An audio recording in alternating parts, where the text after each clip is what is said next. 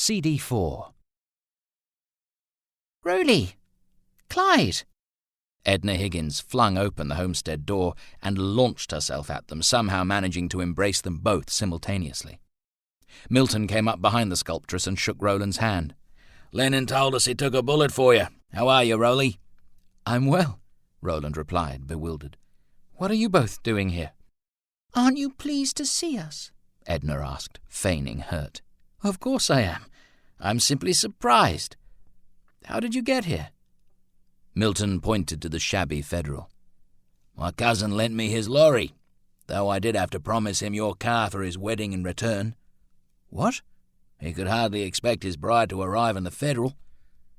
"Aren't you both supposed to be spending Christmas in Sydney?" "Ed received an invitation to spend Christmas in Canberra," Milton replied. "Do you remember Bertie Middleton, Rowley?" Edna asked casually. Roland did. Bertram Middleton had been one of the sculptress's many suitors, a writer, if memory served. Yes, Middleton. Whatever happened to him? "He moved to Canberra. Something about inspiration for his novel." "Canberra?" Edna shrugged. "Where else would you write the great Australian novel?" "I can think of a few places. He won't be hindered by distractions, I suppose." She laughed. "Poor Bertie has been wretchedly lonely. He literally begged us to visit." "Actually, he begged Ed," Milton corrected. "I'm just the chaperone." "I see," Roland said. It was a little startling to find them both here, but it was the kind of impulsive thing they would do, and he was strangely relieved to see them. Of course, he was less than pleased that Middleton seemed to be once again pressing his case. "I thought you had a film role," he said to Edna. Milton grinned, delighted. "Les actor." "Whatever for?" "A creative disagreement," Edna declared loftily. "She told the director that he was ridiculous," Milton revealed. "Kenny Hall? Good Lord, why?" Edna had always got on famously with Ken Hall. "It's KG now," Edna said, rolling her eyes. "He won't let anyone call him Kenny anymore." "And that's why you told him he was ridiculous?" Roland ventured. "No, of course not. Kenny wasn't directing this film. This was Harry Southwell, who wanted me to die like a lady." "How else could you die?"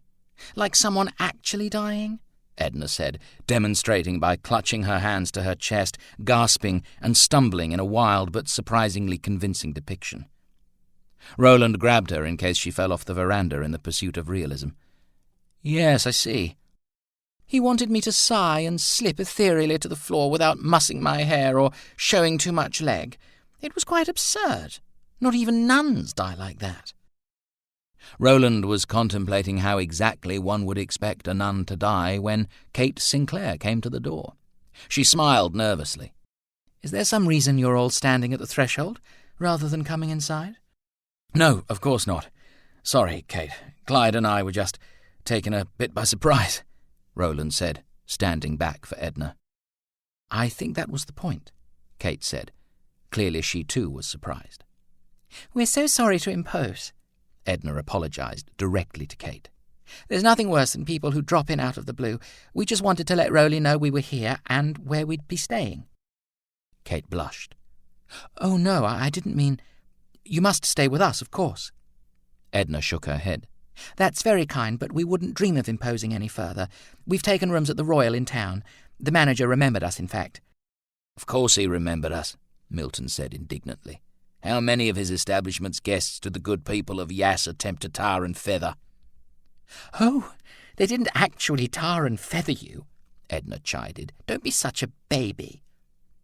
Wilfrid Sinclair cleared his throat as he stepped into the entrance hall. "I would consider it a personal favour if you and Miss Higgins would stay at Oakley while you're in Yass," he said firmly. Roland was once again surprised, and he wasn't alone. Though Wilfrid's opinion of his brother's friends had softened somewhat over the years, his attitude to them was closer to sufferance than anything else. Kate's invitation was probably compelled by courtesy, but very few things ever compelled Wilfrid Sinclair.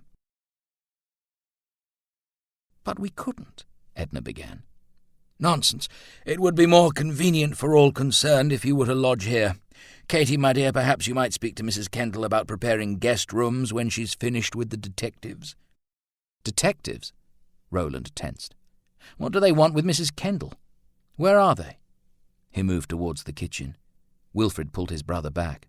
"They're questioning all the staff who were here the night Father died.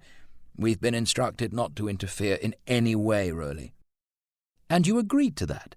"If I hadn't, they would simply have carted everybody back to the station for interviews," Wilfrid replied firmly. "Perhaps you should all visit with Mother in the drawing-room until they're finished. I have some telephone calls to make." "Don't you think—" "I think we should at least appear to cooperate with this nonsense," Wilfrid said, making no attempt to mask his irritation. "Go, Rowley.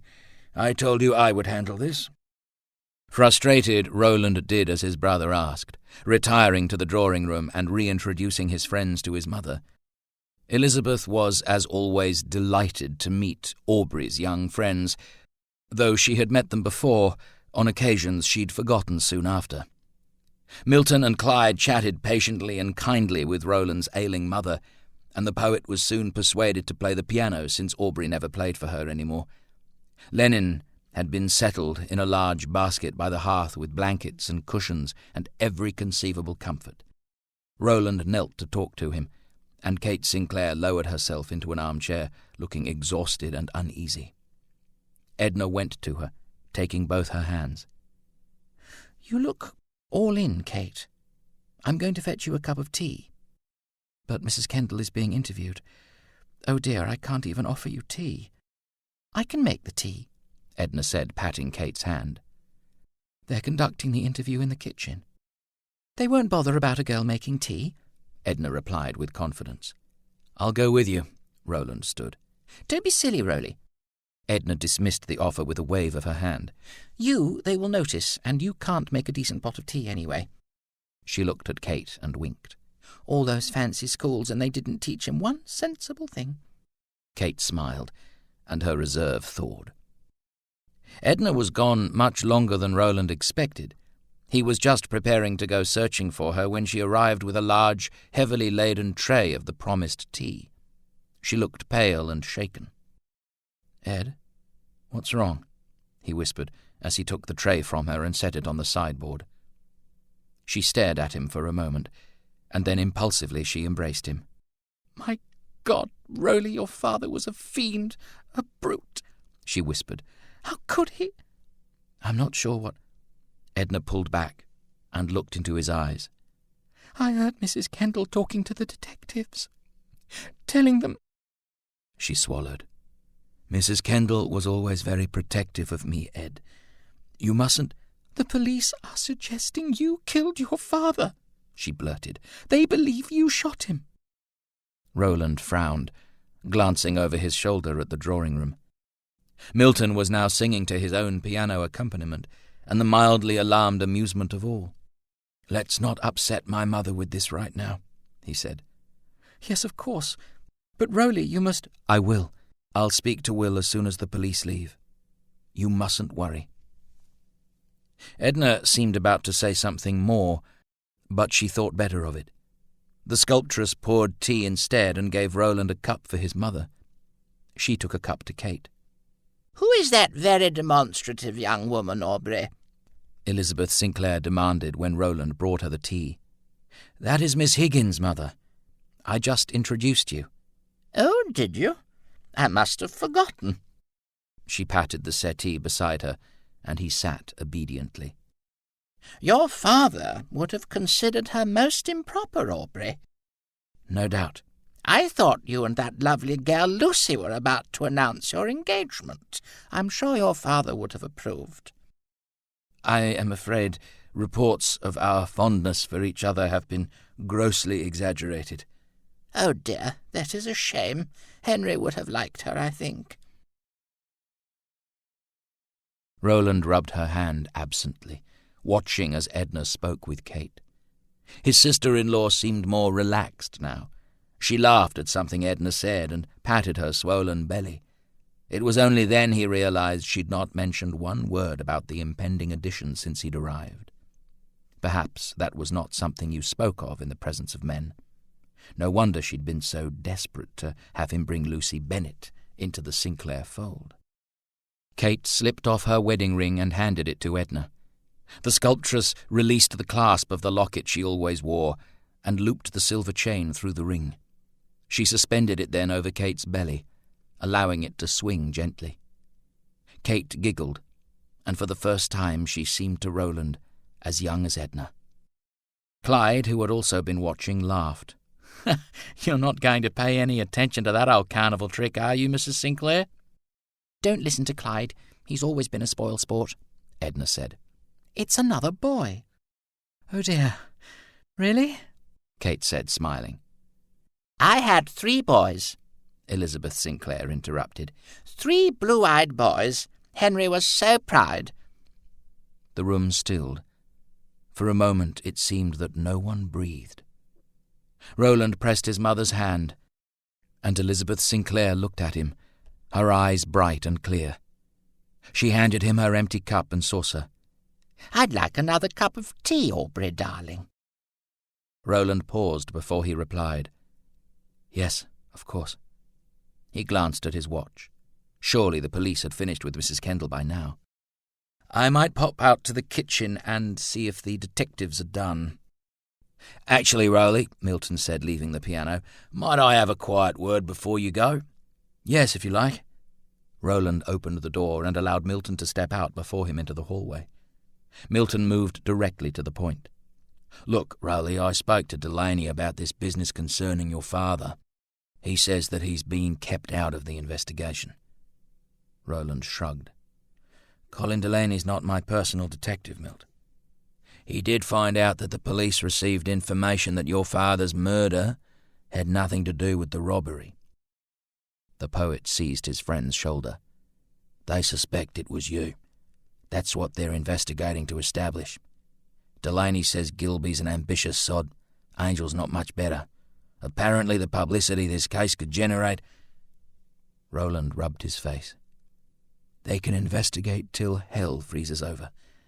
They won't find anything." "I don't know, Rowley," Milton said, his face grim. "From what I gather, Eric Campbell's been in to see the Commissioner about what he says is a campaign of harassment. Wilfred's friends in the department are coming up against his enemies. Delaney's worried." Chapter 13. The Mirror of Society by Anne Seymour.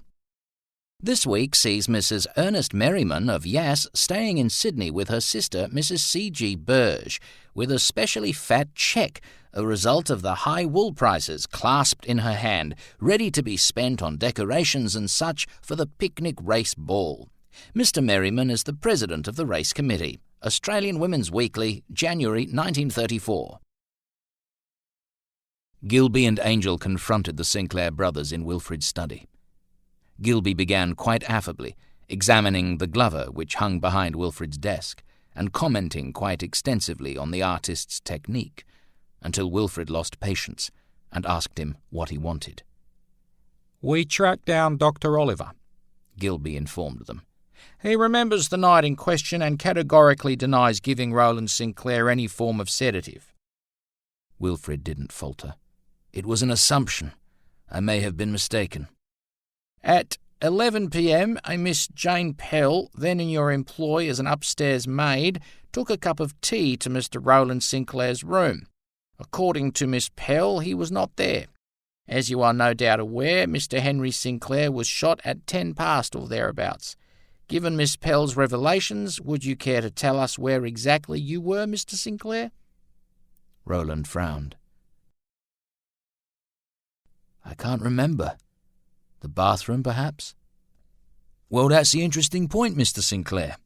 Angel flicked through his notebook. "Miss Pell states that she waited so that she could report back to Mrs. Kendall that you had taken the tea. She was in your room when she heard the fatal gunshot." "She alleges," Wilfred said pointedly. Gilby flipped on a couple of pages.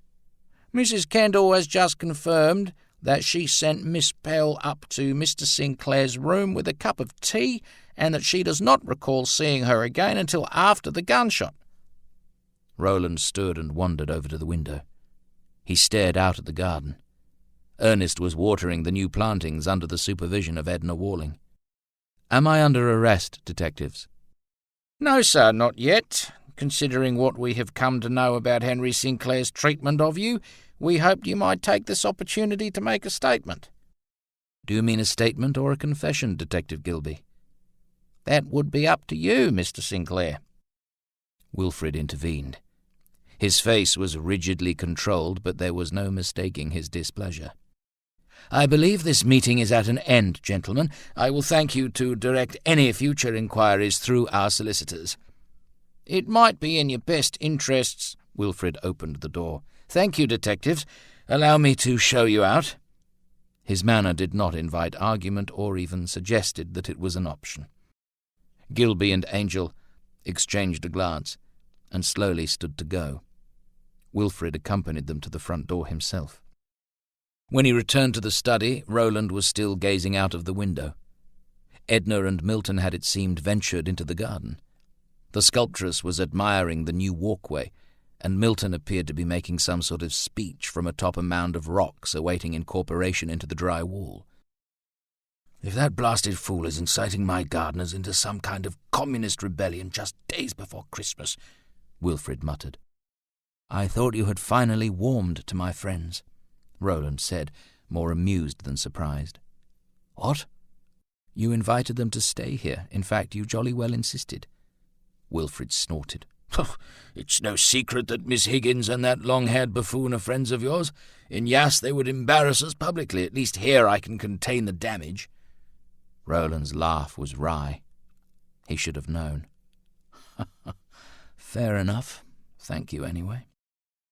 Wilfrid sat down at the desk and waved him away. "You'd best go and supervise them," he said. "I'll speak to the solicitors again."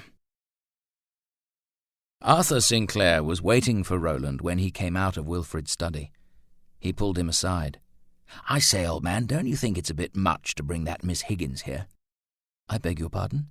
"It's bad enough you jilt poor Miss Bennet, but to bring her rival to the house, and barely a day later, it's too bad, if you'll forgive me saying. It's not the way a gentleman should behave." Roland stared at his cousin. No one but Wilfrid had ever even tried to speak to him this way before. "This really isn't any of your business, Arthur." "I'm a Sinclair, Roland. Your behaviour reflects on us all, and may I tell you that you are trading a diamond for a shard of common glass." Roland's eyes hardened. "Arthur, you are more than welcome to admire Miss Bennet, but you would be well advised to never again insult Miss Higgins in my presence." "You are in no position to advise anybody. Do you have any idea of the spot in which you're putting poor Kate and Wilfrid?" "Who the hell do you think you are?" Arthur shook his head. "I can't believe you'd introduce a woman like that to your mother." Roland grabbed Arthur by the lapel and shoved him up against the wall. Someone screamed behind him. The door to the study flew open. "Rowley, what the devil are you doing?" Wilfrid was incredulous. Roland glanced at Lucy, who now stood in the hallway, and released his cousin. "Arthur and I are having a minor disagreement." Lucy Bennet's face crumpled into tears, and she turned and ran towards the stairs. "For pity's sake, have you no sense of common decency?" Arthur said, shaking Roland off and setting out after Lucy. Wilfrid glared at his brother. "Just what is going on?" Roland unclenched his fist. "I believe that idiot Arthur fancies he's defending Miss Bennet's honour or some such thing." Wilfrid took a deep, slow breath. "I suspect that Arthur has become rather fond of Lucy. I'll speak to him." He removed his spectacles and squinted at Roland. "In the meantime, perhaps you should stay out of his way." "It would be my pleasure," Roland replied, fuming quietly. "I might take Ed and the chaps into Yass tonight. We'll need to cancel Ed and Milt's reservation at the Royal and pick up their luggage anyway. We could have dinner at the hotel and leave you and Kate in peace for an evening." Wilfrid nodded.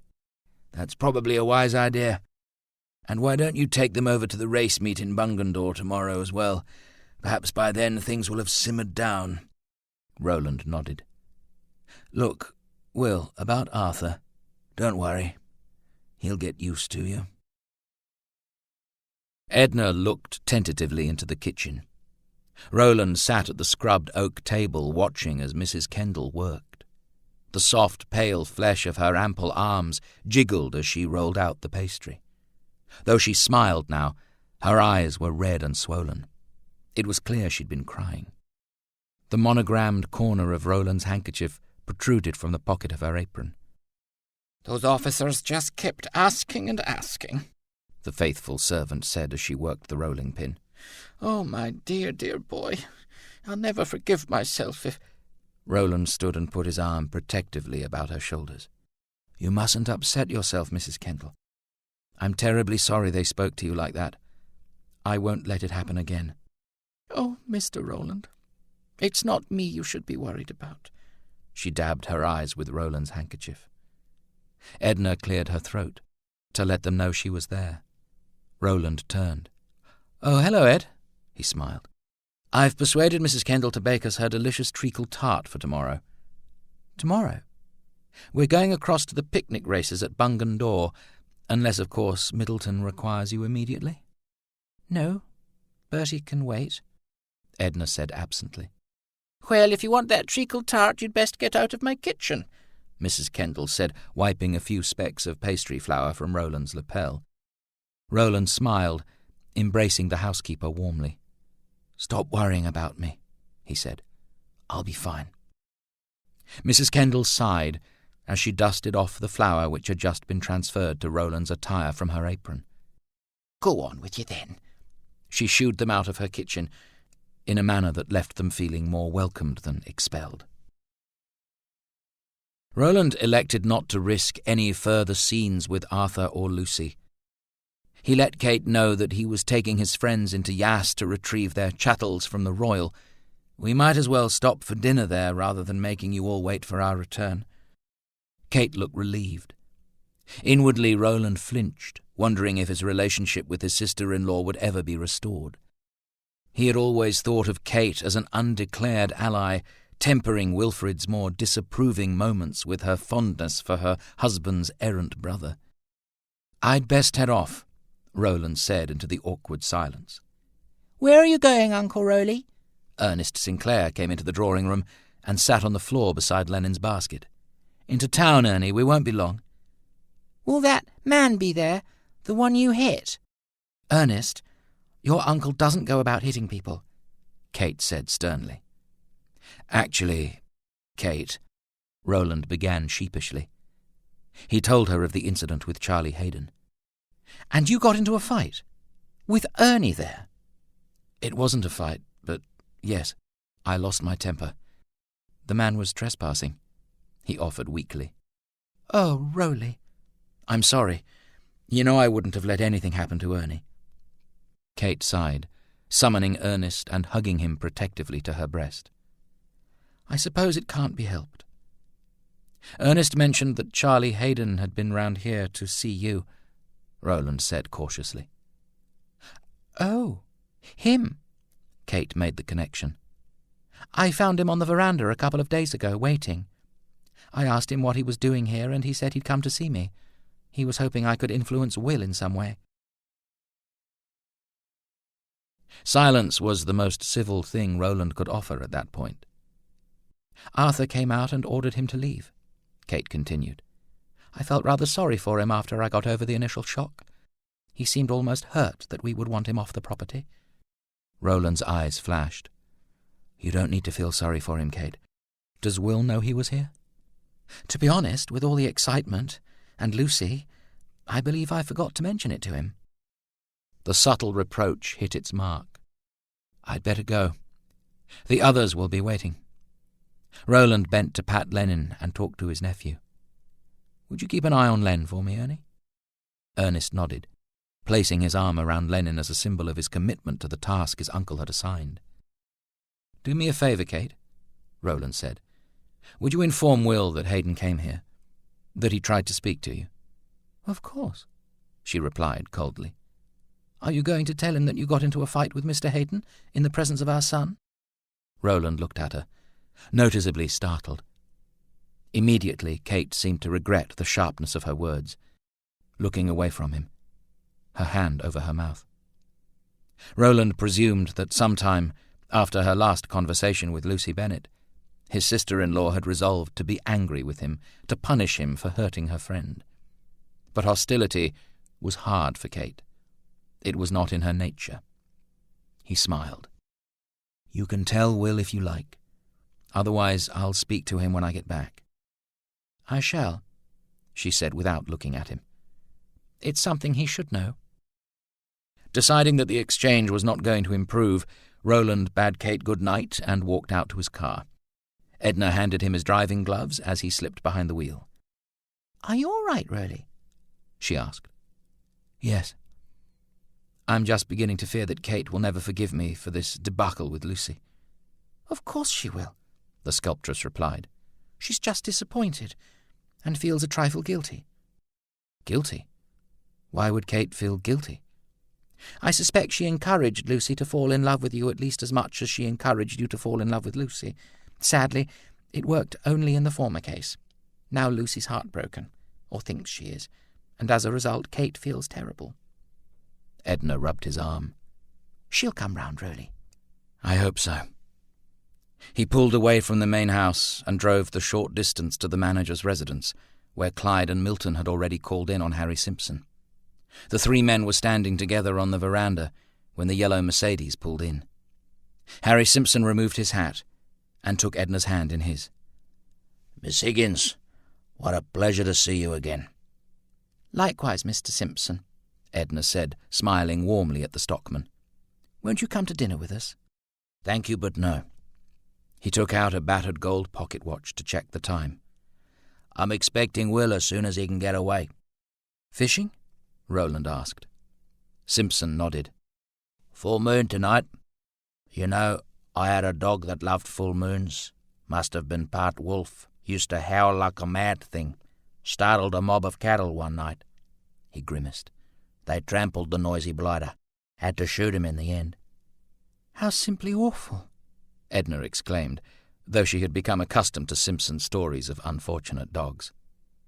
"Why on earth are you and Mr. Sinclair fishing at night?"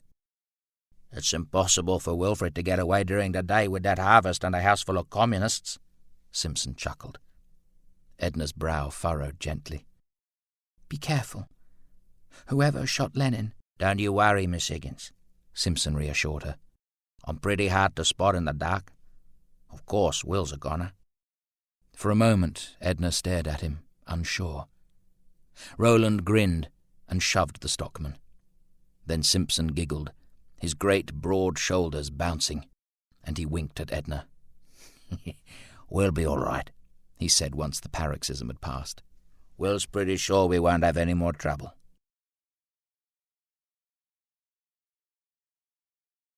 Chapter 14. Editorial. Evidently hoping to put a smokescreen to divert attention from the salary grab, the federal members are making bitter attacks on the newspapers which condemned their action, and there was talk of bringing one editor before the bar of the House.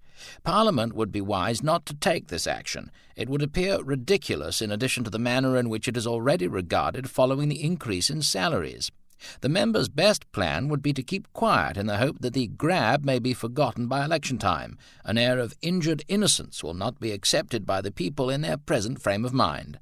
The Post pays a tribute to Senator Charles Hardy for his wholehearted opposition to the grab, and frankly admits that this is the first time during his political history that he has won our admiration. Western Champion, 3rd of November, 1933. The publican's wife was less than pleased to have the two-room booking cancelled so late. Of course, Roland paid for that night's accommodation and, moreover, added a generous gratuity for the inconvenience, but the gesture served only to irritate her further. It seemed to Margaret Sedgwick that Roland Sinclair was still mixing in a bad crowd. She'd hoped that the youngest of the Sinclair boys might finally have settled down into some semblance of respectability. With the decadent morality of young people, The town needed its better families to set an example. Lord knows her own Richard could have done with a little virtuous leadership. In Henry Sinclair's day, no one ever had cause to raise an eyebrow, but Wilfrid was indulgent of his feckless younger brother. It was a crying shame. A little grudgingly, Mrs. Sedgwick pointed the party from Sydney towards a dining room already bustling with travellers. It was well past 6 in the evening, and the locals had departed from the public bar. As Roland was finalising the account, a couple came out of the dining room and proceeded towards the staircase, which led to the Royal's labyrinth of guest rooms. "Well, what do you know?"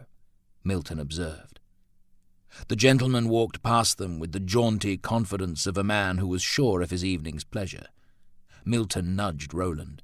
"Isn't that Senator Hardy?" Roland followed the direction of Milton's gaze. The contented gentleman was indeed Senator Charles Hardy, Jr., with whom they'd had a long and not always happy association. In fact, it was Hardy's speech at the Yass Memorial Hall nearly 2 years previously which had incited the townspeople to kidnap Milton in their enthusiasm to tar and feather a communist. The young woman on Hardy's arm was clearly enraptured with his every word and gesture. "That's not his wife, is it?" Milton's grin was sly, his manner quite gleeful. "No," Roland replied. In fact, they had all met Mrs. Hardy. "She is not." "In that case, I think we'd better say hello," Milton said, already striding over with his hand outstretched. Clyde cursed under his breath, and they all followed, more to keep an eye on the poet than the senator. "Senator Hardy," Milton said loudly. "How are you, sir?" Hardy stopped, startled. "Mr. Isaacs, Mr. Sinclair and Mr. Watson-Jones, isn't it?" He shook their hands. "And the unforgettable Miss Higgins. Good Lord, what brings you all to Yass?" "We're visiting Rowley," Milton replied. Hardy's companion started up the stairs without him. "Don't be long, Chaz," she purred. "Just passing through myself en route from Wagga," Hardy said when she'd gone. "Oh, you're not staying?" Milton cast his eyes up the stairs. "Me? No. I'll have to head back to Canberra, but I might pop up and say good night to my sister." He slapped his forehead. "I am sorry. I should have introduced you to my sister. I have 6 of them, you know." "My goodness, 6," Milton replied. "You're a lucky man. I'm an only child myself." "Well, we must get on to the dining room," Clyde said, glaring pointedly at the poet. "Yes, we must." Roland took Clyde's lead. "Good night, Senator Hardy. Please do give our regards to your sister." Hardy grinned. It was more mischievous than embarrassed. "I shall. Indeed I shall." They left Hardy to his family reunion and continued into the dining area, finding a table which afforded a level of seclusion by virtue of its position in the ladies' bar. Separated from the main dining hall by stained glass concertina doors, it served their needs well. Roland was perfectly aware that his friends had questions, and so he was not surprised when Edna opened in her customarily direct manner. "Rowley, why do the police believe you killed your father?" "Obviously they're idiots." "You can't shrug this off, Rowley," Milton warned. "Why have they suddenly come to the conclusion that you shot your old man?" Roland frowned. "There appears to be a barrage of witnesses coming out of the woodwork who until now have held their peace." "You mean Hayden?" Milton prompted. "Clyde told you." "I'm sorry, mate," Clyde said. "I was worried about you and—" Roland waved away his friend's apology. "It saves me having to go into the whole ugly business again." He loosened his tie just slightly. "It's not only him. There's now a maid who says she remembers I was not in my room when Father was shot, and Dr. Oliver who confirms I wasn't sedated in any way. Doesn't it strike you as odd that they're all emerging now, Rowley?" Roland thought for a moment, and then shook his head. "I guess Hayden's appearance is what made the police look into my story and hunt down the others. I don't even remember them questioning me back then. And this Hayden, why does he suddenly turn up after 13 years? I don't know. Perhaps he heard about Father's pistol being found. Milton got up and checked that there was no one listening outside the door to the anteroom before he spoke. Rowley, you know that we're with you no matter what you did. You do know that? Clyde turned on the poet. Bloody hell, Milt. What do you mean by that? We need to know the truth if we're going to sort this out.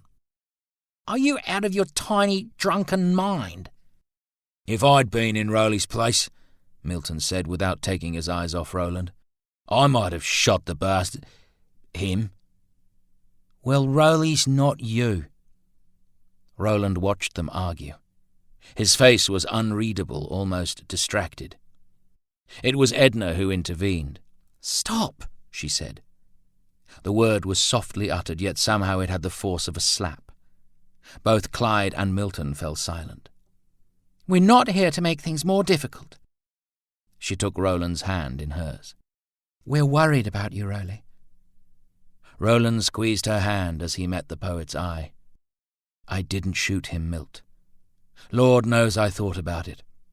During all those beatings, I killed him over and over again in my mind. But someone else actually did it first. Milton slapped him warmly on the back. Good. We don't have to smuggle you out of the country to avoid the gallows, then. We've only been back a few months. Roland laughed.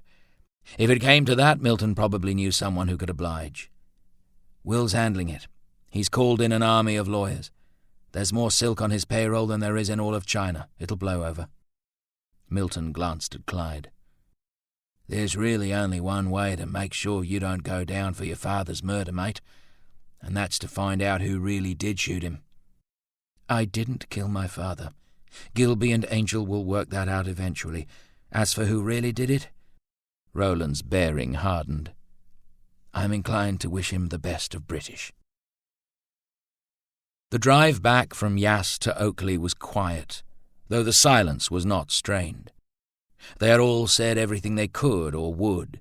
Roland knew full well now that his friends had dropped everything, abandoned Christmas plans, disappointed family, and risked Wilfred's ire simply because they thought he needed help. They'd done so without any idea of how they could help him. He appreciated it, but as much as he trusted them, this was a family matter. It was quite late when they reached Oakley. The evening was bright under the full moon that Harry Simpson had mentioned earlier. The house was still. Roland turned off the engine. If we use the back door, we won't have to wake everybody up, Roland suggested. Mrs. Kendall leaves it unlocked. It was as they were cutting across the lawn that Roland noticed the light in the south wing. Someone's up, he murmured. The south wing was where the nursery and the children's rooms were located.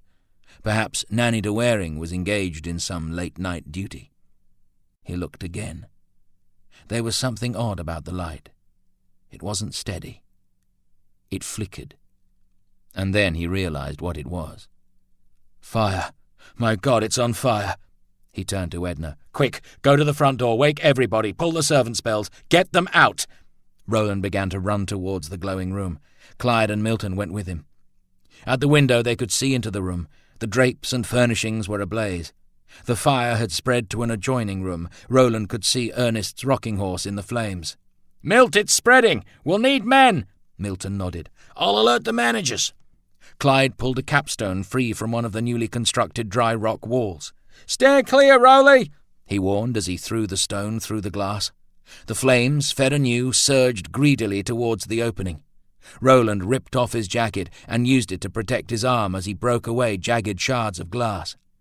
With the window broken, they could make out screams from inside. Roland hoisted himself in. Clyde followed. Where are they, Rowley? Clyde shouted, gasping and coughing as the dense black smoke pushed into his lungs. Roland paused to cough and orient himself, to pick up the source of the screams. The wallpaper peeled and crackled off the upper walls as the wainscoting below scorched and split. The heat was immense. This way, he said, moving towards the rooms on the left. The fire had not yet engulfed the short hallway, and the door at the end of it was still shut. Roland tried the handle, but the door was locked. He could hear a child screaming clearly now. Desperately, he and Clyde charged the door. It gave. The room within was filled with smoke, and when they shut the door against the fire, black.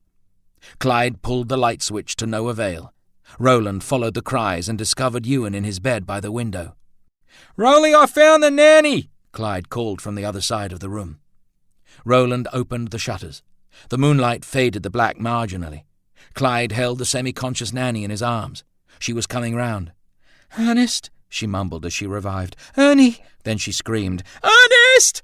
Roland put Ewan back onto the bed and grabbed a stool, using it to break the windows. They could hear the commotion and panic outside. "Get them out," he said to Clyde, pulling a blanket from the bed. "I'll find Ernie." "Upstairs," the nanny said.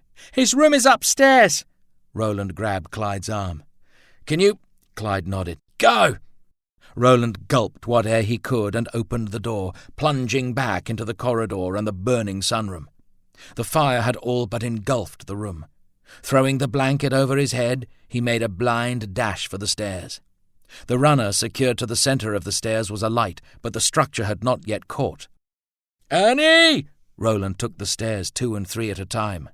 The landing adjoining the first-floor corridor was choked as smoke funneled up the stairwell.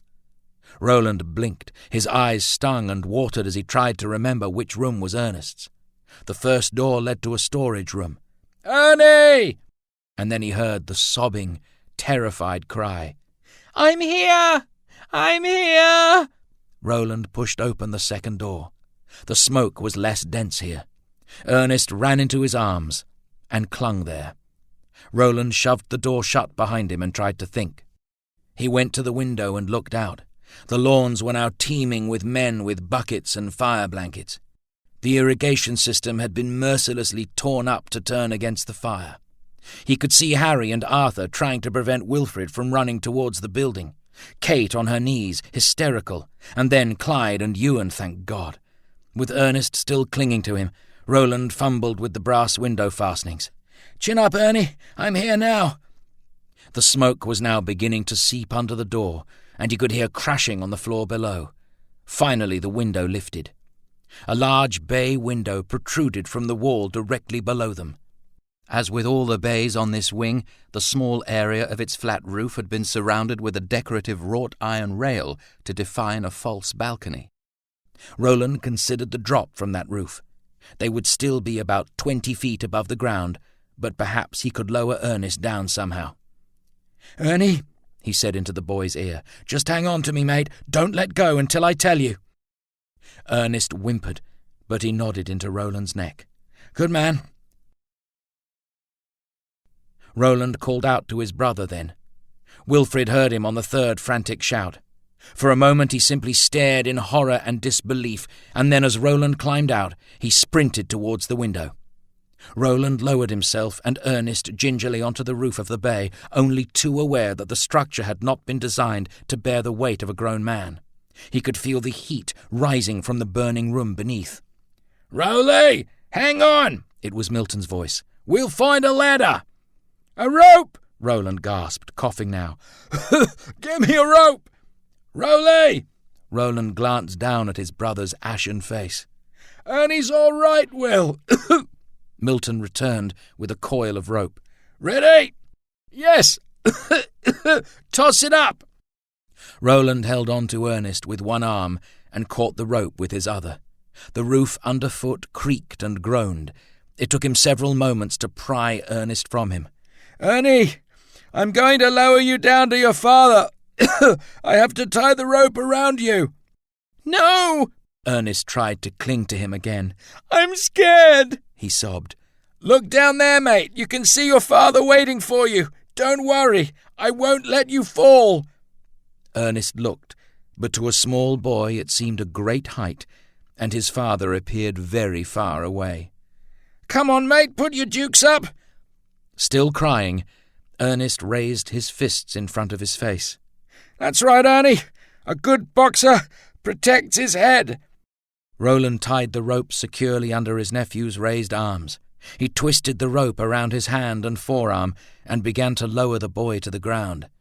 Terrified, Ernest struggled and kicked, forcing Roland to step back to keep from overbalancing. He felt the bay roof give way a little.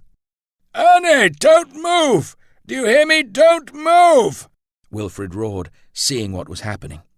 His father's voice seemed to shock Ernest into compliance. Roland worked quickly against the heat, against panic. Men positioned themselves below, ready to catch Ernest should the rope or Roland give way. The coir skinned Roland's hands as it slid through. Ernest's eyes were closed and he cried for his mother. For a time everybody seemed to hold their breath, and then cheering as Ernest reached his father's outstretched arms. Roland stumbled, relieved, exhausted. He had been so determined to get Ernest out that now, with the boy safe, his body just wanted to stop, to rest. His head was beginning to swim. "Roly!" Wilfrid did not pause to celebrate, handing his son to Arthur and bellowing at his brother to pull himself together. The rope was sent back up. Rallying, Roland forced his limbs to move, this time to secure the rope to the balcony rail. Below him, the windows of the bay shattered outwards with the heat. The surge of flame forced the men on the lawn back. There wasn't time to think. Roland swung himself over with only his grip on the rope to support him. He was about halfway down when the bay structure finally collapsed. Chapter 15. First aid at home. Asphyxia. Continuous insensibility when breathing is absent is known as asphyxia. The treatment applicable to all cases of insensibility should be given. Ensure that breathing is possible by making sure that the air passages are not obstructed, that pressure does not prevent the necessary expansion of the chest, and that there is abundance of pure air. To ensure the possibility of breathing, direct action should be as follows. Strangulation. Cut and remove the band constricting the throat. Hanging. Do not wait for the arrival of a policeman. Grasp the lower limbs and raise the body to take the tension off the rope, cut the rope, and free the neck. Suffocation by smoke or gases. Remove the patient into fresh air. Before entering a building full of smoke, tie a handkerchief, wet if possible, over the nose and mouth. Keep low or even crawl while in a room full of smoke or gas that rises. The West Australian, November 1930.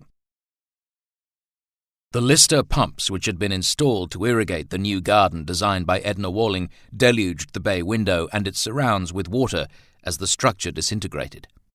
In the fire and smoke and water, there was a while where no one was sure what had happened to Roland Sinclair. His friends, his brother and Harry Simpson, plunged into the chaos to find him. Roland was aware he was on the ground and that he was having difficulty breathing. Beyond that, he could not seem to focus. "Roly, thank God!"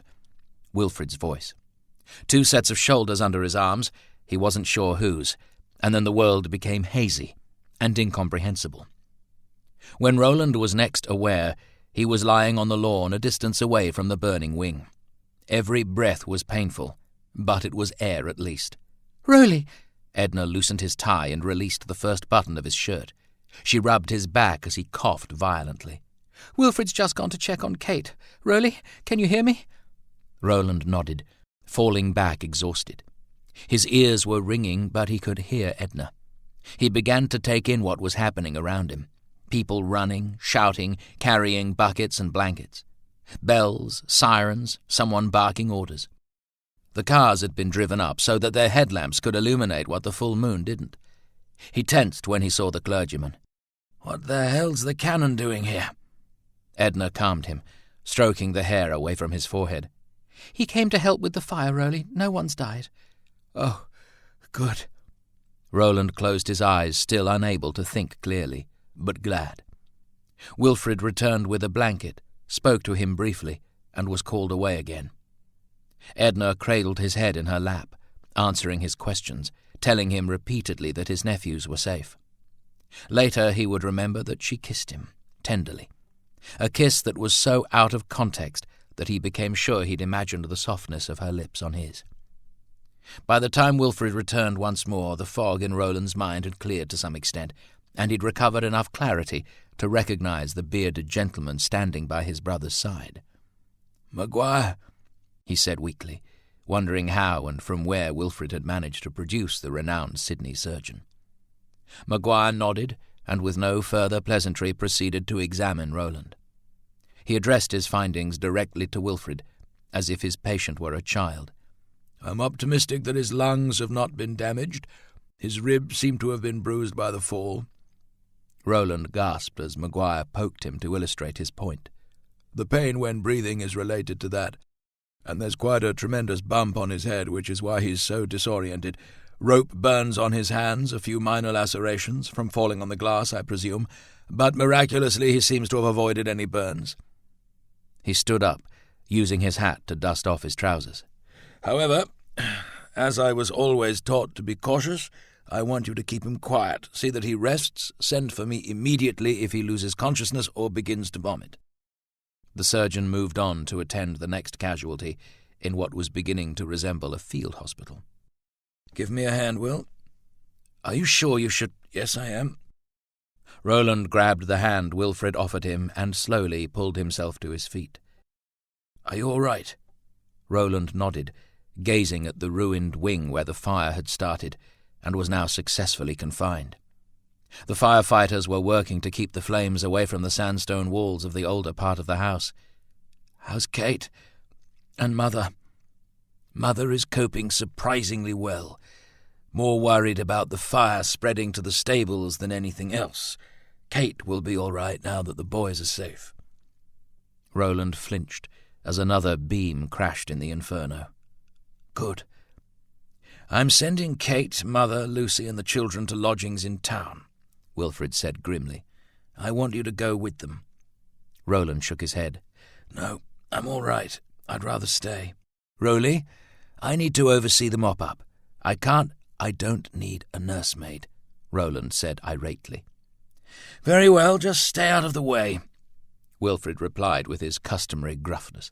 Even so, he braced his brother's shoulder before he returned to direct the men now consolidating control of the fire and attempting to finally extinguish its flames.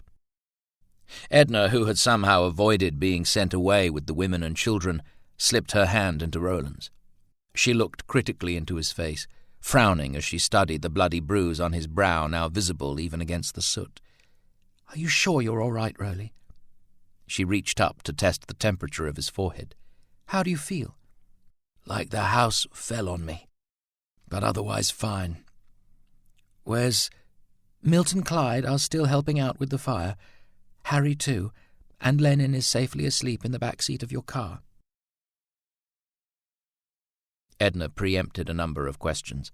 She rubbed his arm. "I'm so sorry, Rowley. It must be heartbreaking to watch your family home." He placed his arm around her shoulders. For a moment he fancied he could smell her rose scent through the smoke and the smoulder. "The older part of the house is untouched, see?" he said, pointing. "Fortunately, the blessed fire seems to have been confined to that one wing." He surveyed the destruction. For some reason he thought of Ernest's rocking horse in the flames. "I'm just jolly glad we came back from town when we did." Edna shuddered. She had been present when Kate had realized both her children were inside the burning building. She'd watched Kate's joy and her terror when Clyde had delivered Ewan with the news that Roland and Ernest were still inside. "You're right. It could have been a lot worse." They watched McNair, the one-armed gardener, limp between the pump and the flames with a wet Hessian bag, cursing and beating the fire as if it were a cognizant enemy that could be turned back by the ferocity of his threats. "Rowley!" Milton spotted them from amongst the men on a bucket line. He handed the tin pail to the next man in the line and ran over to shake his friend's hand. Clyde, too, appeared from somewhere to clap Roland on the shoulder. "Bloody hell, Rowley, that was too close, mate." It was a few hours before Wilfrid was satisfied that the fire was completely out. In that time many men stopped to shake Roland Sinclair's hand and to confirm for themselves that he had survived what seemed impossible. The grounds of Oakley were crowded. All the men who worked on the property, Edna Walling and her contractors, neighbours, volunteers, the Yass Fire Brigade and reporters from local papers. Mrs. Kendall returned to her kitchen, and as the sun rose, tray after tray of fresh scones, sandwiches, treacle tarts no longer needed for the picnic races, and pots of tea were sent out to feed the hungry. With the danger over, the mood became almost festive. Oakley, and more importantly the children, had been saved. Eventually the Sinclair men and their Sydney guests retired to the intact part of the house to wash and change. Maguire returned to reassess Roland's condition in the light of day. In between prodding and poking, the physician spoke cryptically to Wilfrid of meetings and telephone calls. Roland assumed that the influence of the estimable men of the old guard was being called to Wilfrid's aid. "If Gilby and Angel don't pull their heads in, we'll have to have them shot," Maguire muttered darkly. "What?" Roland demanded. Wilfrid smiled. "You'll find that Freddy is speaking in jest, Rowley." "Of course," Roland muttered. As a doctor, Maguire had the bedside manner of a melancholic executioner. Roland had never even seen the man smile. That he was capable of jest was debatable. Yes, Maguire said, accepting a cigarette and a light from Wilfrid. He inhaled deeply and sighed. "We don't shoot people anymore." Wilfrid nodded, and for a moment both men smoked and contemplated that regrettable fact. Then the surgeon turned sternly to Roland. "All frivolity aside, my boy, I'm prescribing bed rest for at least the next 24 hours. I do now suspect you may have cracked a rib in that fall, and whilst your lungs do not appear to be damaged, you did inhale a great deal of smoke." He drew again on his cigarette. Roland protested, but, in honesty, he felt like he could easily sleep for a day. Any careless breath was still painful, and he had a thumping headache. He didn't bother to put his shirt back on, falling onto the bed the moment Wilfrid accompanied Maguire out. He might have slept then if Wilfrid had not returned. "Rowley, may I have a word?" he said, taking the armchair beside the bed. Roland did not lift his face from the pillow. "What? Now?" Wilfrid cleared his throat. He stared at the livid rope burns on Roland's forearms and hands, sustained in lowering Ernest to safety. "I am aware that I have not yet had the opportunity to thank you." "For what?" Roland murmured. "For pity's sake, Rowley, you saved my children." "Clyde, I've already spoken with Mr. Watson-Jones." "Really? What did he say?" "Not a great deal. He seemed embarrassed." Roland closed his eyes. "Sounds like Clyde." Wilfrid struggled for words. "What you did, Rowley, they're my nephews, Will. Would you just allow me to thank you?" "Pleasure, Will. Now go away and let me sleep." It was the following morning before Roland finally emerged. He was still stiff and tender, and he was ravenous. Kate and the boys had not yet returned home, a precaution on the advice of her doctor, who was concerned that in her delicate condition Kate would find the sight of the raised wing too distressing. Lucy Bennet, however, was already back and determined to muck in and help out. Roland wasn't entirely certain what that entailed, but it appeared to require an irritating level of positivity and good cheer. Roland was early to breakfast, though he found his friends were already there, discussing the papers as they enjoyed eggs and bacon from the warming trays on the sideboard. The Sydney newspapers, as well as the local dailies, reported the fire at one of the state's grandest estates in lurid detail, and the rescue of Ernest Sinclair was written up in mortifying and vaguely inaccurate hyperbole. 6-year-old Ernest Sinclair was snatched from the jaws of a certain and grisly death by his uncle Roland Sinclair of Woodlands House, Woollahra in Sydney, who, with no regard for his own safety, carried the boy through the flames and handed him to the waiting arms of his desperate mother, Mrs. Wilfrid Sinclair, née Baird, before collapsing from his injuries. Such acts of raw courage and self-sacrifice typify the bravery of the Sinclair family. Both Lieutenant Colonel Wilfrid Sinclair, DSO, and the late Lieutenant Aubrey Sinclair, DSO, were decorated during the Great War, Edna read aloud. "The Tribune's obviously employing novelists," Roland muttered. The Canberra Times carried a picture of Mrs. Kendall with Cannon Hall, a list of the eminent persons, including the Prince of Wales, who had been guests at Oakley in the past, as well as embellished prose on the laudable valour of Roland Sinclair. "This one here says you leapt off the roof with Ernest in your arms," Milton added, laughing. "Now would be a good time to stand for Parliament, Rowley." Roland poured himself a cup of coffee from the silver service on the sideboard. Edna sipped her tea. "Well, I think it's quite lovely that the papers are saying nice things about Rowley for once." "What do they say about Clyde?" Roland asked, trying to evade further embarrassment by offering up his friend. "Nothing at all," Milton said, flicking through his paper. "After all, he just saved the nanny and the younger son, and did so in a manner that was somewhat conventional. You rescued the heir apparent by leaping off a burning building." Clyde smiled. "It all came out rather well then." Milton sighed. "Perhaps the worker will give Clyde a mention."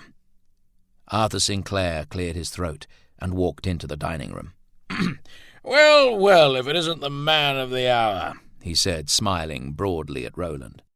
"Good morning, Arthur," Roland responded curtly, still irritated with his cousin. "I must say, Roland, you and Mr. Watson-Jones are champions. Good men to have on hand. Why, I expect the whole district is talking about the other night's heroics." He filled his plate from the selection of dishes on the sideboard.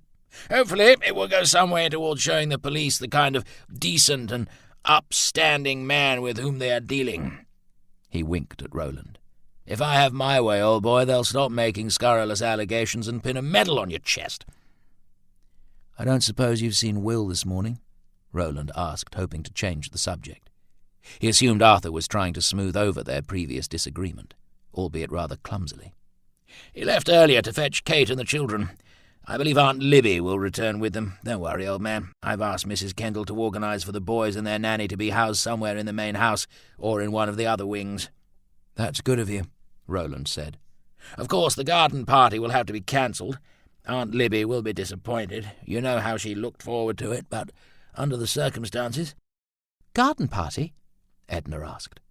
"The annual Oakley Boxing Day garden party in aid of the Red Cross, Miss Higgins," Arthur said proudly, though he'd never actually attended the event. "It's been a tradition here since poor Aubrey died." The reference reminded Roland. "What's become of Miss Warling's gardens? Did they survive the fire?" "For the most part," Clyde replied. "Though, by all accounts, we made a bit of a mess of the copper irrigation system. Still, those extra water lines and pumps she put in to establish the garden probably saved the house, not to mention you." "Good morning." Lucy Bennett walked in, stopping dead still when she saw Roland. There was a collective slide of chairs as the gentleman stood.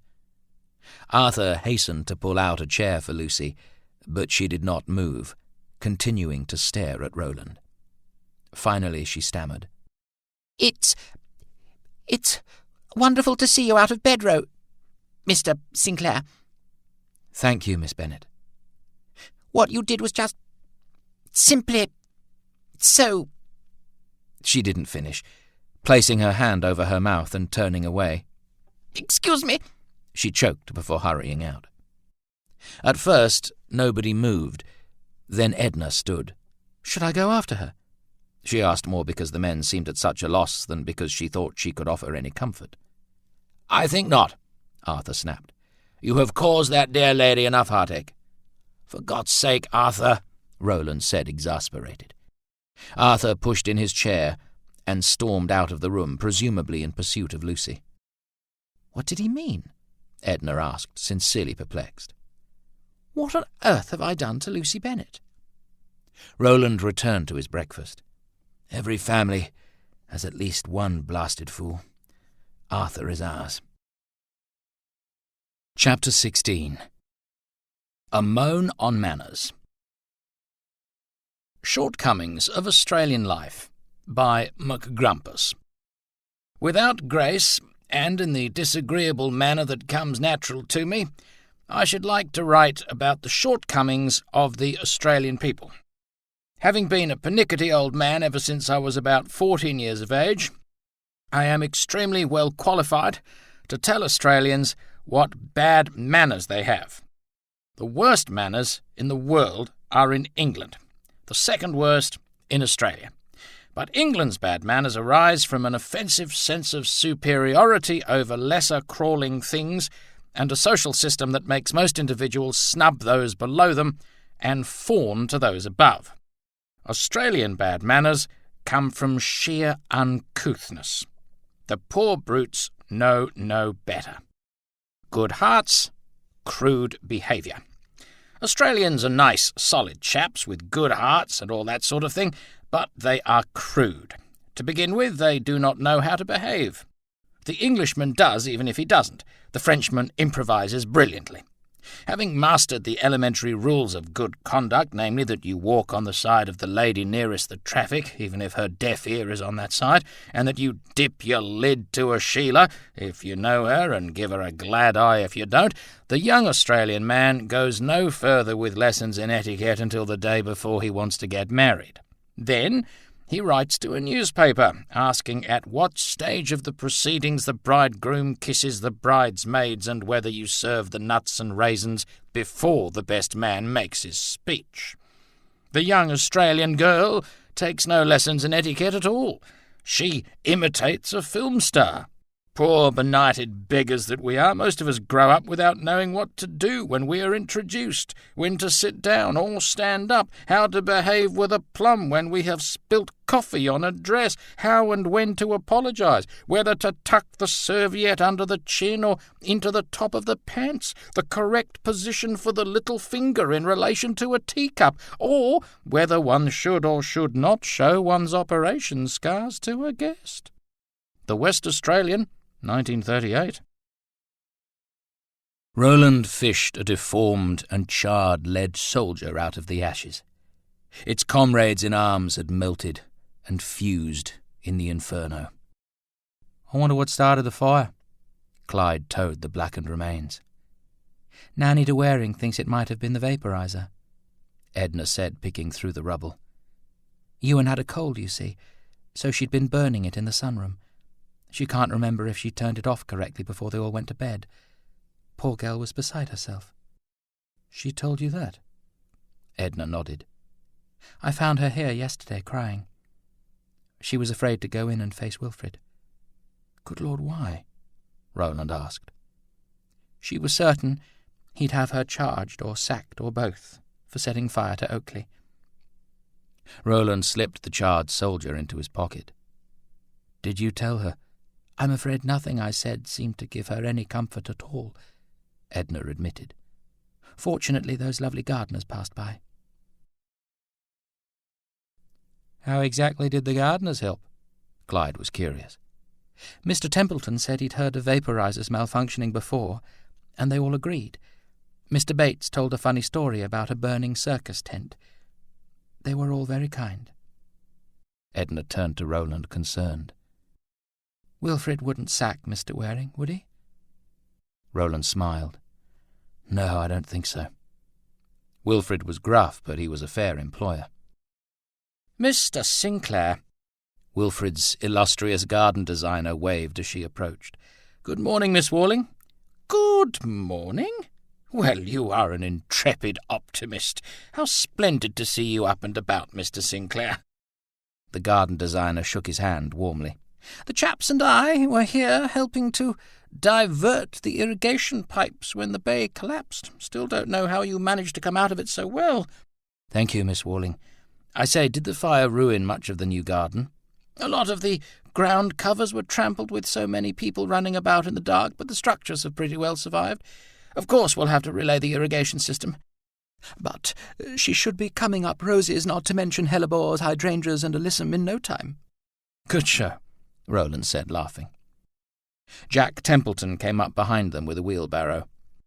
"How is Master Ernest, Mr. Sinclair?" he asked. "I'm told he's well, Mr. Templeton," Roland replied.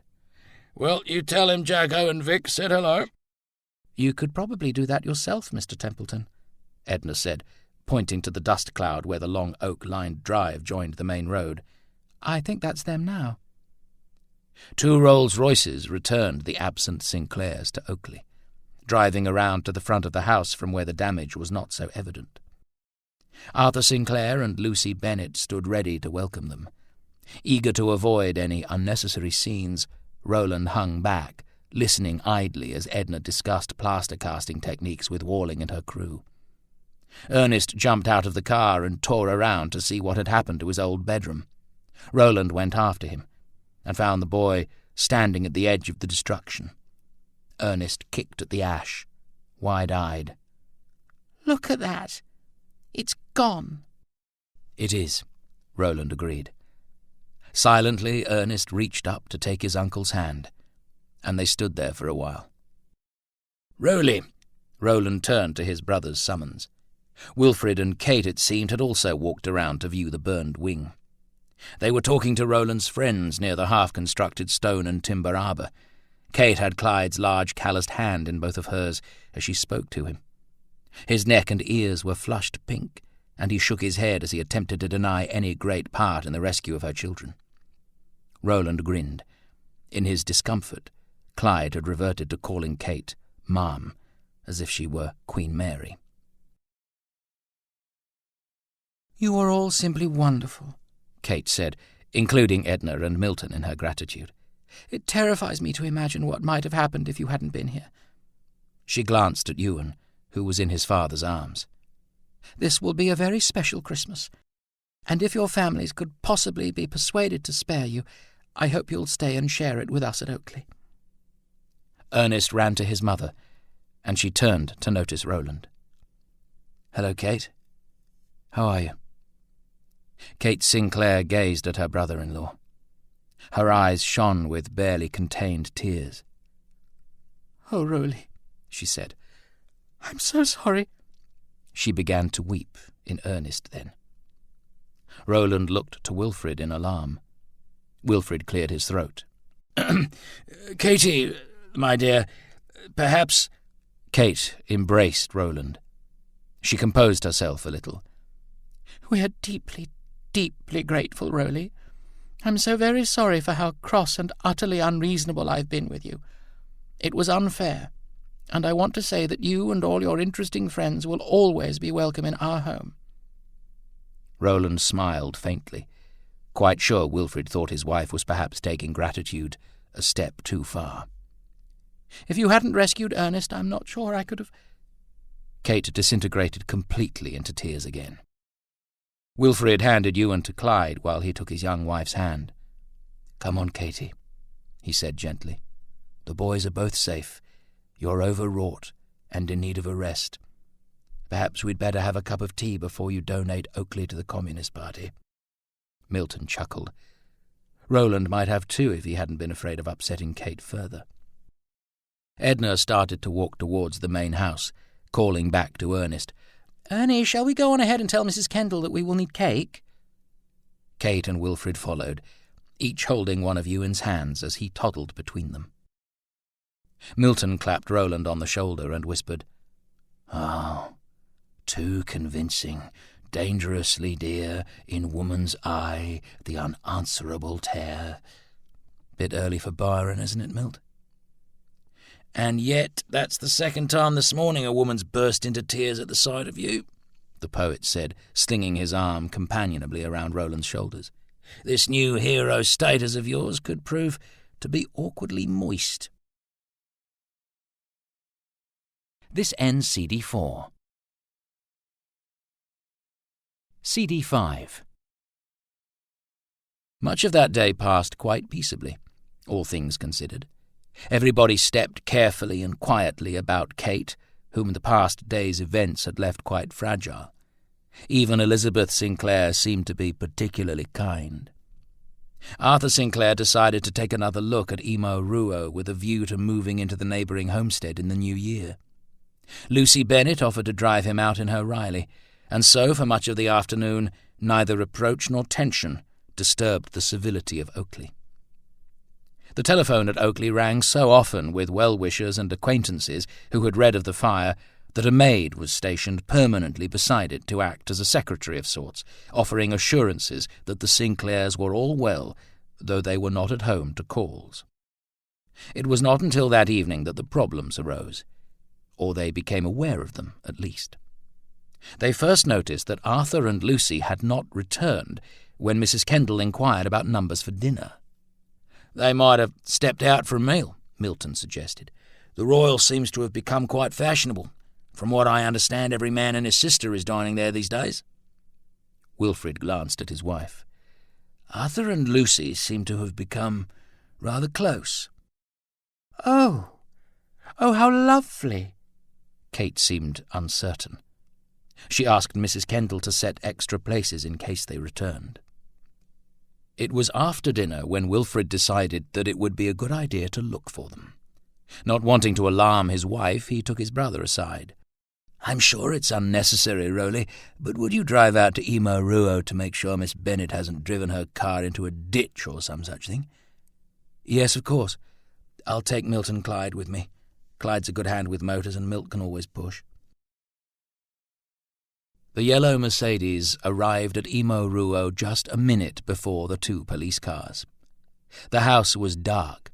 On the veranda, Arthur held a hurricane lamp and Lucy Bennet was smoking frenetically. Roland ran up the front steps. "Arthur, what's wrong?" Arthur was pale, shaken. He pointed into the house. Roland took the hurricane lamp and walked inside. Though not on the same scale of grandeur as Oakley, Emo Ruo was a substantial homestead. The rooms were large and well appointed. Most of the furniture was covered with dust sheets. It was in the hallway that Roland noticed the smell. He heard the police cars pull up as he stepped into the drawing room. "Rowley, what the... Holy Mother of God!" Clyde stopped beside him. A body lay crumpled on the floor by the hearth, its head haloed by a pool of blood. The dead man's eyes were swollen shut, in a face that was cut and bruised. The stench was overpowering. Milton's entry into the drawing room was marked with cursing. "Is he?" "I'd say so." "Do you know who he is, Rowley?" "Hayden. Charlie Hayden. He worked for my late father." The informant's fists were balled and clenched, a strap looped loosely around his right hand. "What is that?" Clyde bent over for a closer look. "His belt," Roland said quietly. "Bloody oath." Milton yanked Roland back as Detective Angel entered the room with his weapon drawn. "Stand clear!"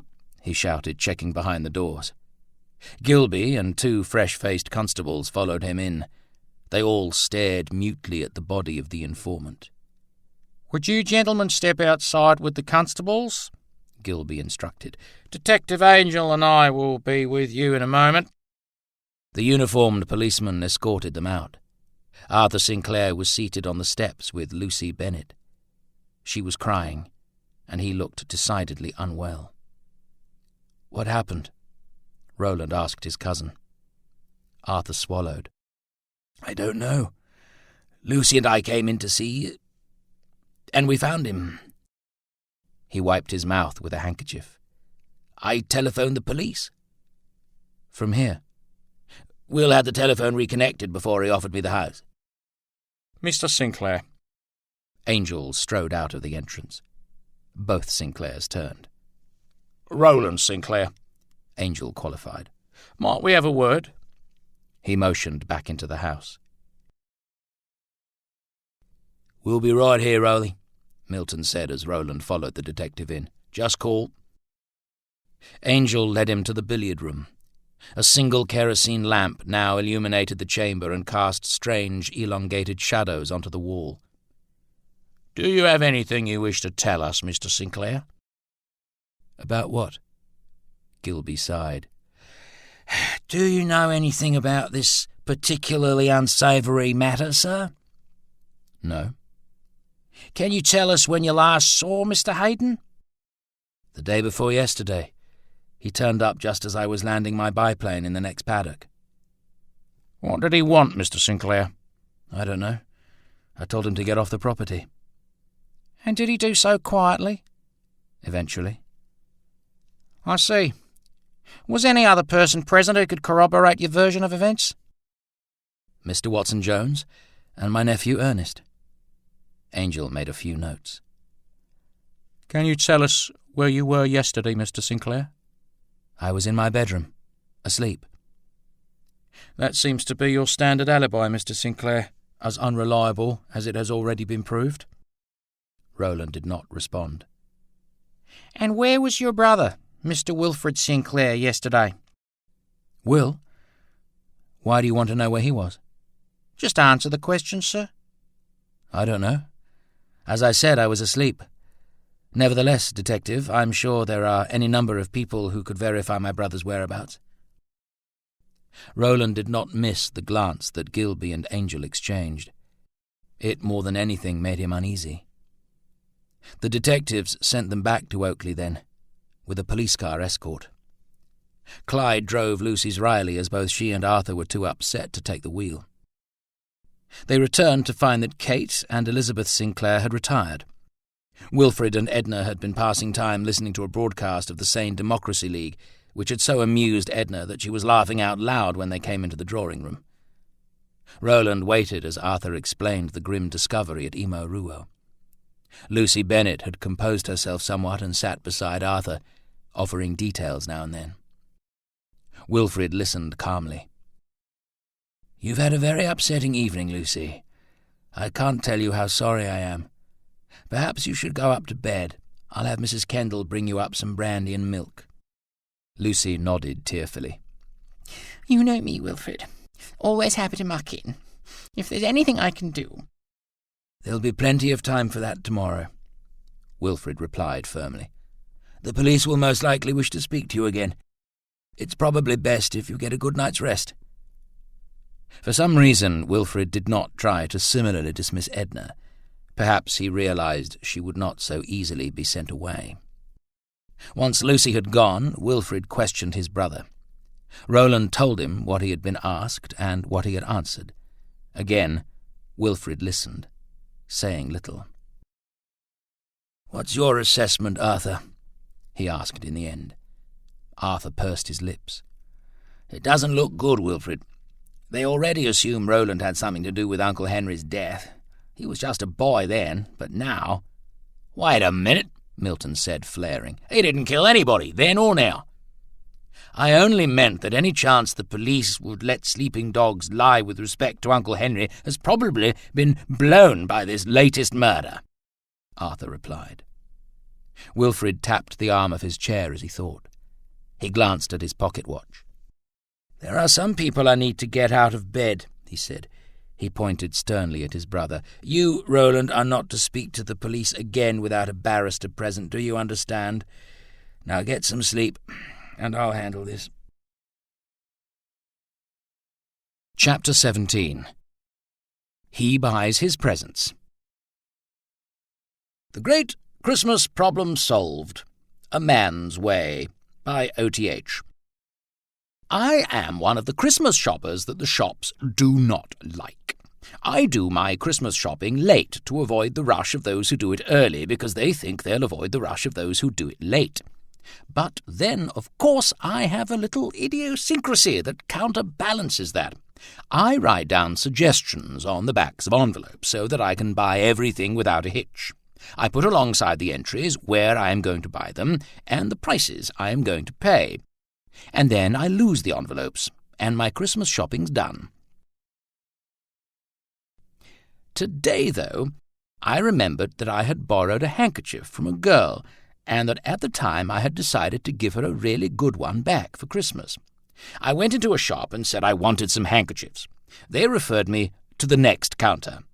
I explained there that I wanted some good handkerchiefs, and that, of course, meant that I had to go to another counter. This kerchief problem. "I want to see some handkerchiefs, not too dear," I said, and was directed back to the first counter for not too dear sorts. They showed me some for 5 and 11 a dozen, marked down from 6 and 6, but I said that I wanted some a little better. They showed some more, 25 and 11 a dozen. The girl said that any friend of mine, implying, of course, that I was a fine old English gentleman who would have nothing shoddy, would appreciate those. I worked it out quickly. That was 6 shillings for 3. No, I said, they are a little too coarse. So they brought out some Irish linen handkerchiefs with white lace round the edges. 35 shillings, the girl said. This was getting terrible. Too gaudy, I said, hoping that they would have nothing plainer at a higher price. But they had. I said I would let the girl come in and choose her own. So I created a new record. I am the only man in South Australia who has not bought a handkerchief to give someone this Christmas. The News, 24th of December, 1931. Roland had been staring at nothing in particular, more thinking out of the window rather than looking, when he caught sight of 2 figures in the moonlight. He could discern the red glow of a cigarette as the men strolled together in the muted luminosity and dense shadow of the summer night. He knew the figures, their shapes, their gaits. Wilfrid and Harry Simpson. It did not surprise him that they were talking in the garden. Harry would not set foot into the house. The original edict that the blue-eyed Wiradjuri boy never came to the big house had been Henry Sinclair's, perhaps a minor concession to the feelings of his wife. Of course, Oakley, under Wilfrid, would have welcomed Harry, but the stockman still refused. There was a tap on the door of the bedroom. Roland turned. His nephew seemed to be making a habit of going visiting in his pyjamas. "Come in, Ernie," he said quietly. But it was Edna Higgins who slipped in, shutting the door quickly behind her. She was not earnest, but she wore her pyjamas nevertheless. Actually, Roland noted, by the monogram on the pocket and the fact that the sleeves had been rolled several times, they were his pyjamas. He smiled. Convinced that male attire was more comfortable to work and sleep in, Edna had been blatantly helping herself to the clothing of the men she lived with since she'd moved into Woodlands.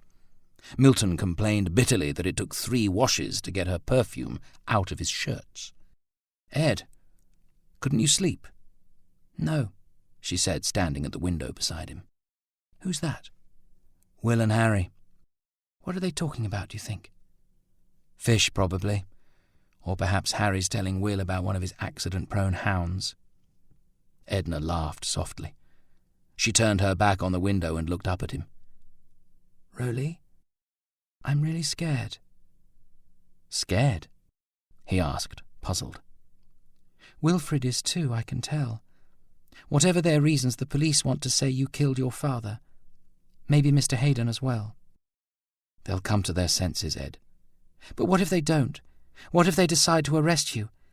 Remember what happened to Ally Dore in London? If you hadn't helped her, she might have hanged." "Ed, you're getting ahead." "I'm not. Roly, please. I just want you to fight for yourself the way you did for Ally." For a while he said nothing. Then, "This is not something I can talk about." She ignored that, kicking off her slippers and settling herself cross-legged on his bed. Reaching out, she grabbed his hand and pulled him down beside her. "Roly," she said, taking both his hands now and locking her eyes on his, distracting his resolve with her closeness. "Did Wilfrid kill your father?" He wavered. "No." "God, I don't know." "Ed, can't you leave me?" "Roly, please. I need to understand, that's all. Can't you just trust me?" "I do trust you." "Then tell me exactly what happened the day your father died. There may be something. Please." Roland rubbed his face. Finally he nodded, but he was at a loss as to where to start. It all seemed so complicated. "What precisely happened when you returned home from school, Roly?" Edna prompted. Will had stepped out to meet someone. He was involved in politics even then. Roland's brow furrowed as he remembered the details. Must have been someone of whom father didn't approve, or Will would have brought him to the house. He laughed. Perhaps Will was a communist back then. Edna waited for him to continue, refusing to let him jest the subject away. "My father called me into his study. I knew what I was in for. He shouted the Bible at me for a while. Then Hayden came in. And did Mr. Hayden say anything to you? No, that wasn't how it worked. Roland lay back on the bed, staring at the ceiling as he spoke. I'd remove my shirt. Hayden would wrap the buckled end of that flaming surcingle once around his hand. Edna could sense the tension in Roland's body, as if he were there again, waiting to be brutalized on his father's command. I would brace myself against the chair. Father would read from the Book of Psalms, and Hayden would begin. It was the way it always was. Edna desperately wanted to leave him alone, to let him forget. She steeled herself to continue. But this time Wilfrid intervened. Roland nodded. Yes, eventually. He must have returned. Do you remember what happened? It's rather confused, to be honest. Will punched Hayden. There was a lot of shouting. I don't know, Ed. I was barely conscious. Oh, Rowley. Edna's voice was hoarse. She traced her hand over his shoulders. They were broad now and strong, but they wouldn't have been then. It hurt her heart to think of them bearing so much. Roland drew her close, touched by her tears, the way she wrapped her arms around him as though she were trying to protect him in retrospect. He kissed her cheek, his lips lingering just inches from hers. For a moment he forgot about everything else. No, she said, pulling away and wiping her face angrily. You're not to stop. Tell me what you remember next. Ed. Please, Rowley. He exhaled. There was a doctor, Mrs. Kendall. He glanced at the chaise by the window. Will sat right there, drinking whiskey and smoking. I could barely look at him. Why? I was ashamed, I suppose. Why would you be ashamed? Edna asked gently. They'd completely broken me that night, Ed. My brother was a war hero. It was not something I wanted him to see. You were 15. I'm sure Will didn't think any less of me, Ed. I just felt less. What about your mother, Rowley? She speaks so lovingly of your father. Didn't she? My mother seems to have reimagined life with my father, Ed. Back then she was terrified of him. She'd lock herself in her room whenever Father... Is there any point to going over all this? If you weren't here in this room when your father was shot, where were you, Rowley? I was walking out. Walking out of where? The house. Everything. I wasn't thinking sensibly. I was scared and angry. You were running away? Not running. I could barely walk. I heard the gunshot when I was at the back door. What did you do, Rowley? I went back into the house. To the study? Yes. And? My father was dead. Did you see anything else? Roland said nothing. Who were you protecting? Edna demanded, reading into his silence. Wilfrid, she said accusingly. You saw Wilfrid, didn't you? With your father's body. He flinched. Ed. Did he tell you what he was doing there? We've never talked about it. What? Never? Edna stared at him, flabbergasted. Not once? Roland shrugged. It's not a particularly pleasant subject. For pity's sake! Edna was cross now. Well then, what did you do? I returned to my room. Will came up later to inform me Father had passed. And nothing else? He said he was sorry. Of course he was sorry, Edna said, determined to make Roland see sense. He'd just shot your father. I don't know that. But honestly, Ed, I don't care. But the police believe you were responsible, she said, clenching her fists. Roland sat up. He tried to make her understand. I was a boy, Ed. Will was not. Will has a wife and young family, and I do not. You have us. You know that's not the same thing, he smiled. Perhaps if you were to marry me, how can you make jokes? Edna's tears were hot and frustrated now. You're an idiot, Rowley. He didn't take his eyes off her. Even crying and angry, she was beautiful. If she'd said yes, he might well have sold his soul. You're overreacting, sweetheart. If there's anyone who can sort this nonsense, it's Will. And if he can't? If he can't, I'm not going to offer up my brother to save myself. It's not fair, Rowley.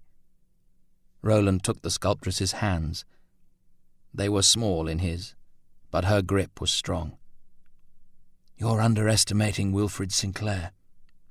I hope so. God, I hope so. Edna wiped her eyes with her sleeve. Roland handed her a handkerchief. She stared at it blankly for a while, and then she laughed through her tears. Oh, Rowley, you carry a monogrammed handkerchief in your pyjamas. How could you possibly cope in prison? I don't expect I'll encounter quite so many weeping women there, he said, as she giggled helplessly now. He smiled, enjoying the respite. They talked for a while then about nothing in particular. Lucy and Arthur, the Sane Democracy League, Edna Walling, Senator Charles Hardy and his many sisters. Aware that Lucy Bennett slept in the guest room just across the hall, they whispered, and when Edna laughed, she buried her face in Roland's shoulder to muffle the sound. He might well have declared himself then, if his own future had not been so uncertain.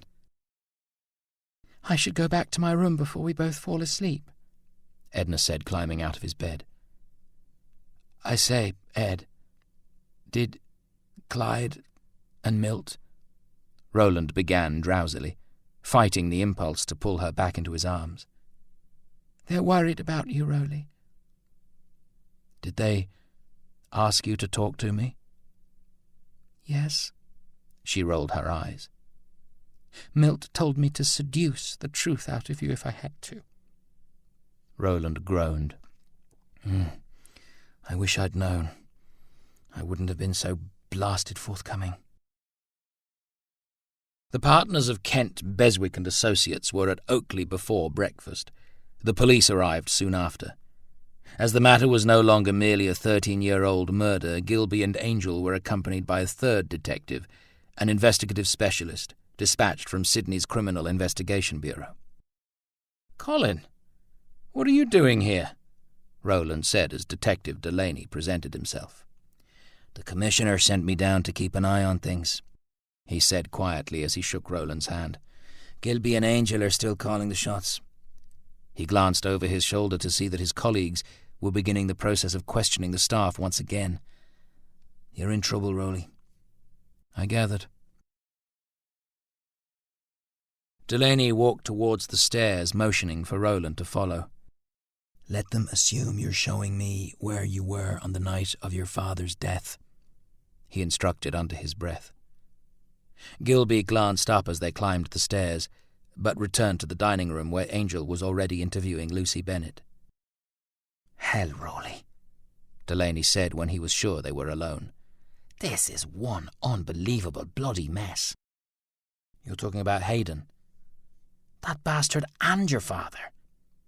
Delaney glanced at his watch and got straight to the point. Listen, mate, I've read Hayden's statement. By themselves, there's not enough to arrest you for either murder, but together it's a different matter.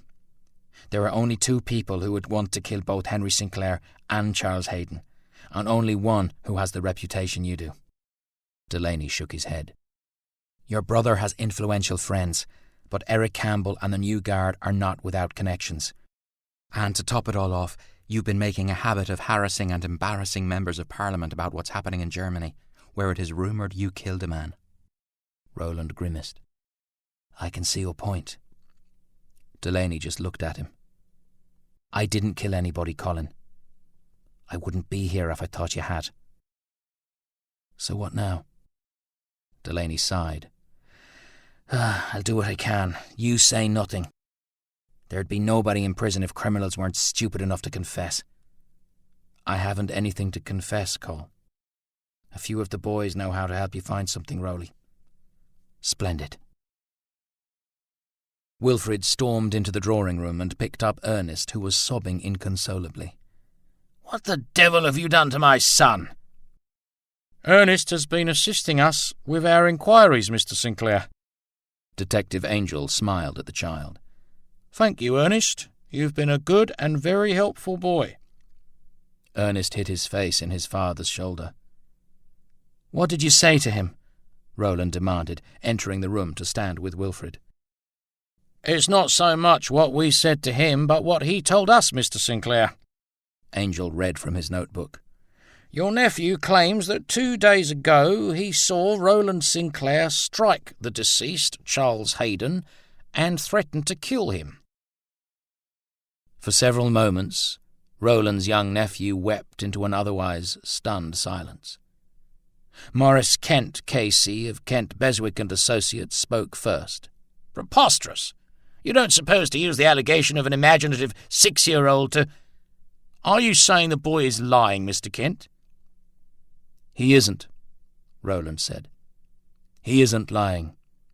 He reached over Wilfrid's shoulder to tousle his nephew's hair. It's all right, Ernie. That's exactly what happened. Wilfrid stared at his brother in dismay. Delaney cursed under his breath. Gilby spoke to Wilfrid.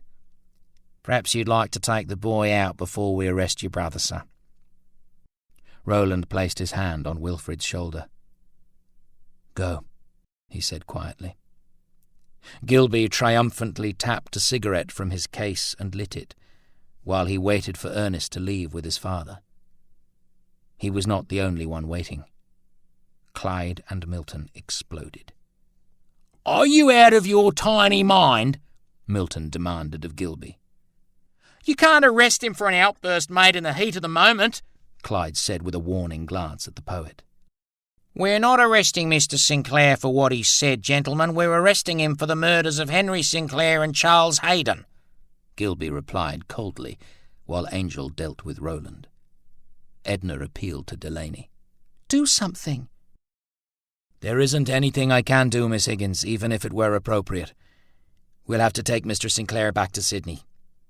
I'm going with you, Milton said defiantly. We're not leaving Rowley alone with you jokers. Delaney looked at Milton strangely. I'm afraid you will not be able to accompany Mr. Sinclair unless, Mr. Isaacs, I had cause to arrest you too. Delaney's words needed only a breath to sink in. Milton took a generous swing at the detective, making contact with Colin Delaney's jaw. Delaney reacted quickly, seizing and pinning Milton in a movement that seemed far too easy. By the time Wilfrid returned to the drawing room, both his brother and Milton Isaacs had been handcuffed.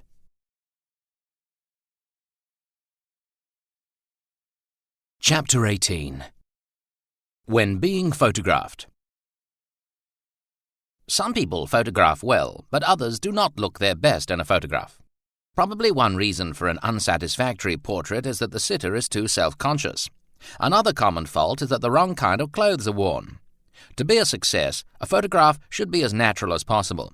Therefore, choose a natural pose and avoid an expression that is not familiar to you. The Western Mail, 1932. What the hell do you think you're doing? Roland whispered angrily as he and Milton were escorted out of the house to the waiting police cars, amidst a melee of argument and protest.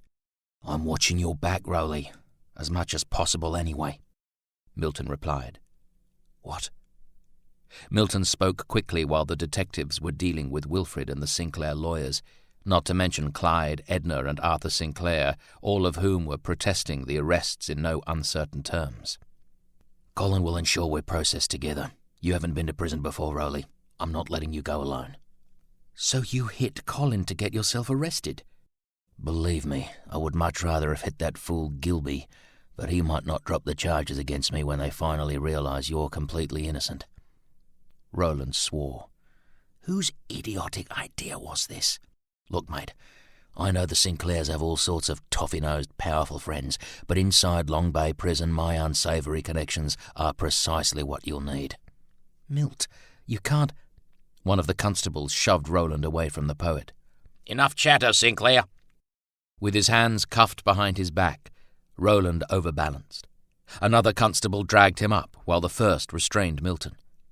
Harry Simpson broke away from the watching workers. Hey! He bellowed. I'm all right, Roland said quickly, alarmed that Simpson too might want to join him in prison. I tripped, that's all. The scuffle may have ended then and there if Lenin hadn't rushed forth to protect his master. Gilby and Angel turned as the greyhound bounded towards their prisoners. Angel drew his weapon. Edna screamed. For God's sake, he's harmless, Roland shouted, trying to get to his dog. Len, it's all right, mate, lay down. Lenin continued to bark and snarl. Call off your mongrel, or I'll shoot him, Sinclair. Lenin! Edna grabbed the dog's collar. Don't you dare shoot him, she said, furiously fronting the detective. Don't you dare! Angel lowered his gun. Elizabeth Sinclair walked out of the entrance doors. Aubrey? She said, confused when she saw her son in the grip of two constables. Her face drained of colour as she sighted the gun.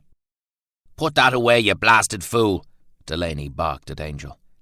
Slowly, Angel returned his weapon to its holster. Aubrey? Elizabeth said again. Where are you going? What are the police doing here? Wilfrid tried to calm his mother, but she would not be calmed. Wilfrid, you tell your brother to come in right now. Your father would never have allowed the police to come to the house. Then she caught sight of Harry Simpson. She stepped back in horror, trembling as jumbled memories surged. What is that boy doing here, Wilfrid? Your father wouldn't have allowed this. Wilfrid put his arm around their mother and turned her firmly back towards the door. He walked with her into the house. Simpson grabbed Roland's shoulder. I'm sorry, Gagamin. We'll fix this. Harry, Roland whispered urgently. Make sure Will doesn't do anything daft. Angel grabbed Roland before Harry Simpson could respond and shoved him into the back of a waiting police car. Milton was pushed in beside him. I understand that you are upset, Miss Higgins, as are we all. Wilfrid Sinclair did not look up as he waited for his call to Sir Adrian Knox to be connected. But I really don't have the time to talk to you right now. Perhaps Kate might... Mr. Sinclair, you are going to be able to sort this out, aren't you? Edna said, walking into the study regardless. Wilfrid put his hand over the receiver and barked at the sculptress. Miss Higgins, I am endeavouring to keep my brother from the noose. I do not have time or patience for your histrionics. Edna paled. Now I would thank you to leave me to get on with it. Wilfrid returned to his telephone call and turned away from Edna. Adrian, Wilfrid Sinclair, how are you, old man? The sculptress left him alone, numbed by the implication of his words. She stopped in the hallway outside the study door and settled herself to wait. She would let Wilfrid Sinclair call his friends to Roland's aid first, but she would talk to him. The grandfather clock in the hall ticked away each moment that Edna waited, locked out of whatever it was Wilfrid was doing. She felt sick. It was not until Wilfrid had mentioned it that she'd contemplated the possibility that Roland could hang over this. Clyde was preparing the Federal for a trip to Sydney. They would leave Roland's Mercedes at Oakley and drive back in the old truck so that it could be returned to Milton's cousin. Edna watched the clock. An hour had passed since Wilfrid had asked her to leave his office. Arthur Sinclair walked down the hallway towards the study. Miss Higgins, what in heaven's name are you doing here? I'm waiting to speak to Mr. Sinclair.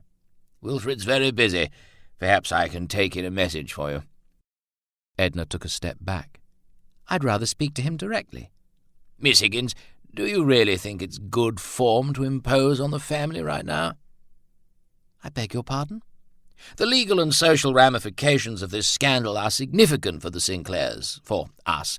I understand that you have been supported by my cousin for some time now, and it's natural that you are concerned about your own interests, but I really think—" Edna glared at him. "I will speak to Roland's brother," she said coldly. Arthur fished inside his breast pocket.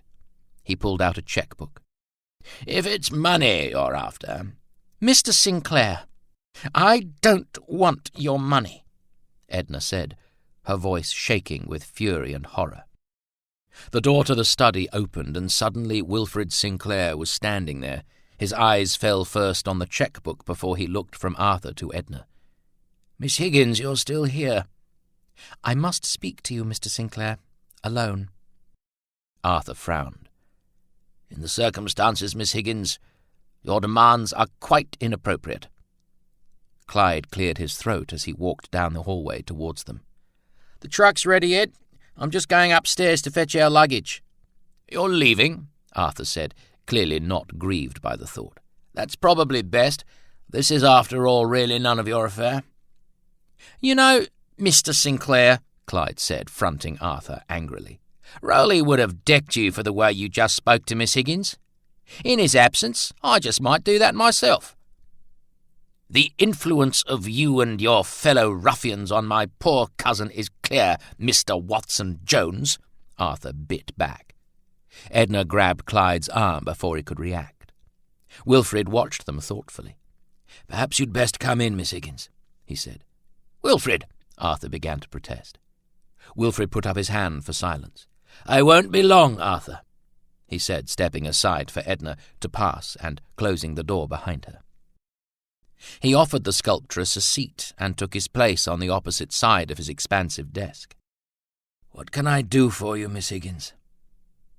Edna gathered herself. She would not allow herself to be afraid of Wilfrid. But what she had to say was difficult, not least because she knew that Roland loved his brother. "Mr. Sinclair, sir, I want you to give me your word that Roland will not be convicted." Wilfrid sighed. "I will do my best, Miss Higgins."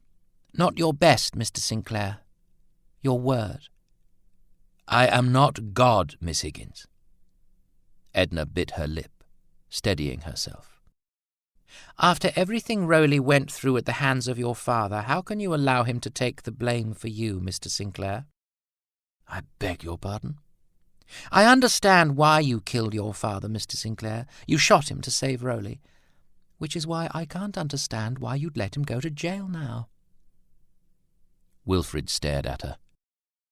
"I'm not sure what insane theories you—" "They've arrested Rowley, Mr. Sinclair." "I'm aware of that, Miss Higgins." "But he's innocent. You know that, too. And he won't defend himself properly because he won't say anything that might incriminate you." "Me?" "Rowley saw you with your father's body. He knows." Wilfrid's voice was icy.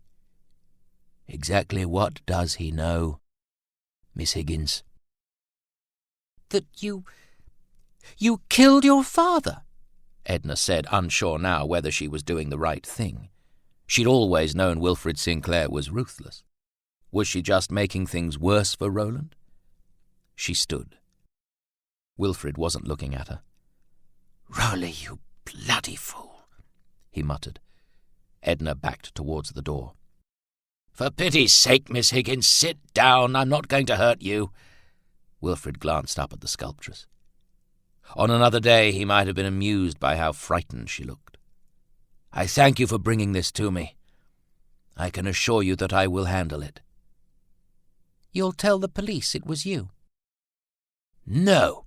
Wilfrid stood. "If you'll forgive me, Miss Higgins, I must say goodbye to Kate and the boys before I, too, set off for Sydney."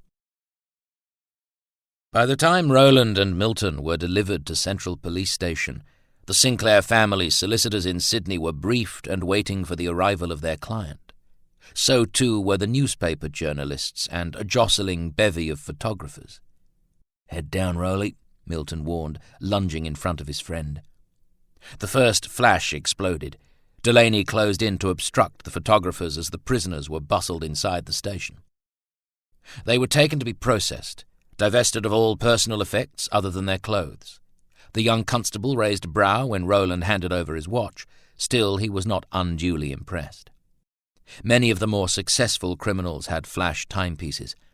Rumour had it that Tilly Devine's wristwatch was encrusted with rubies. More intriguing was the leather-bound artist's sketchbook. The policeman flicked through its pages, telling himself that there might be a weapon concealed between the leaves. He checked page after page of intimate sketches, women in various stages of undress, studies that brought the blood to his cheeks. From Milton, he took a small volume of verse and a pocket-knife. The constable then took them into a grimy cell, where the wall had been clearly marked with heights. It was against this wall that a humorless police photographer took their mugshots. Milton complained bitterly that any image in right profile made his nose look large, and demanded that a second shot be taken from the left. From there they were taken to a second cell, empty but for a couple of battered bentwood chairs. The photographer returned. "Where do you want us?" Milton asked when no instructions seemed forthcoming. "Wherever you want for this snap," the young policeman replied. "Really?" Roland surveyed the cell sceptically. "We want to photograph you natural like." "These are somewhat unnatural circumstances," Roland replied. "You'll get used to them. You can pose together if you want." "Come on, Rowley," Milton urged, placing one foot on the seat of the chair and adjusting his cravat. "It'll be a nice keepsake, like a postcard from Medlow Bath." And so the photograph was taken. Milton with his arms and one leg in the air as he declared, "Well, they are gone, and here I must remain, this lime-tree bower my prison," beside a clearly bemused Roland, who smiled for the camera before he murmured, "Coleridge." "Would you send us a couple of copies, my good man?" Milton asked as the photographer finished. "I'm not supposed to," the constable said quietly. He shook his head as he looked Milton up and down. "You do realise you've been arrested, don't you, sir?" "I suppose that explains the cell," Milton replied, grinning broadly. "Go on. No one will know, and Mr. Sinclair here will make it worth your while, won't you, Rowley?" Roland laughed and groaned at the same time. Still, it was somewhat comforting to have Milton treat being arrested like a holiday at the beach. "Yes, I'd be more than happy to compensate you for a memento of this special and memorable occasion," he said. The police photographer grinned. "Tell you what, if you get off, I'll send you a couple of prints." They thanked him as they were escorted out for fingerprinting. Once fully processed, they were taken down to the cells to await further interrogation. The detectives were, it seemed, all busy dealing with the legal and administrative aftermath generated by the arrest of a man of Roland Sinclair's background. There were inquiries and protestations by politicians, clergy, and other men of standing, as well as missives of congratulations from those who considered Roland Sinclair a menace. The young man's lawyers were laying siege to the legal system, to the land, in order to have him released. It was not surprising, then, that the detectives who brought this inundation of paperwork and scrutiny upon the Metropolitan Police were being asked for explanations of one sort or another. Chapter 19.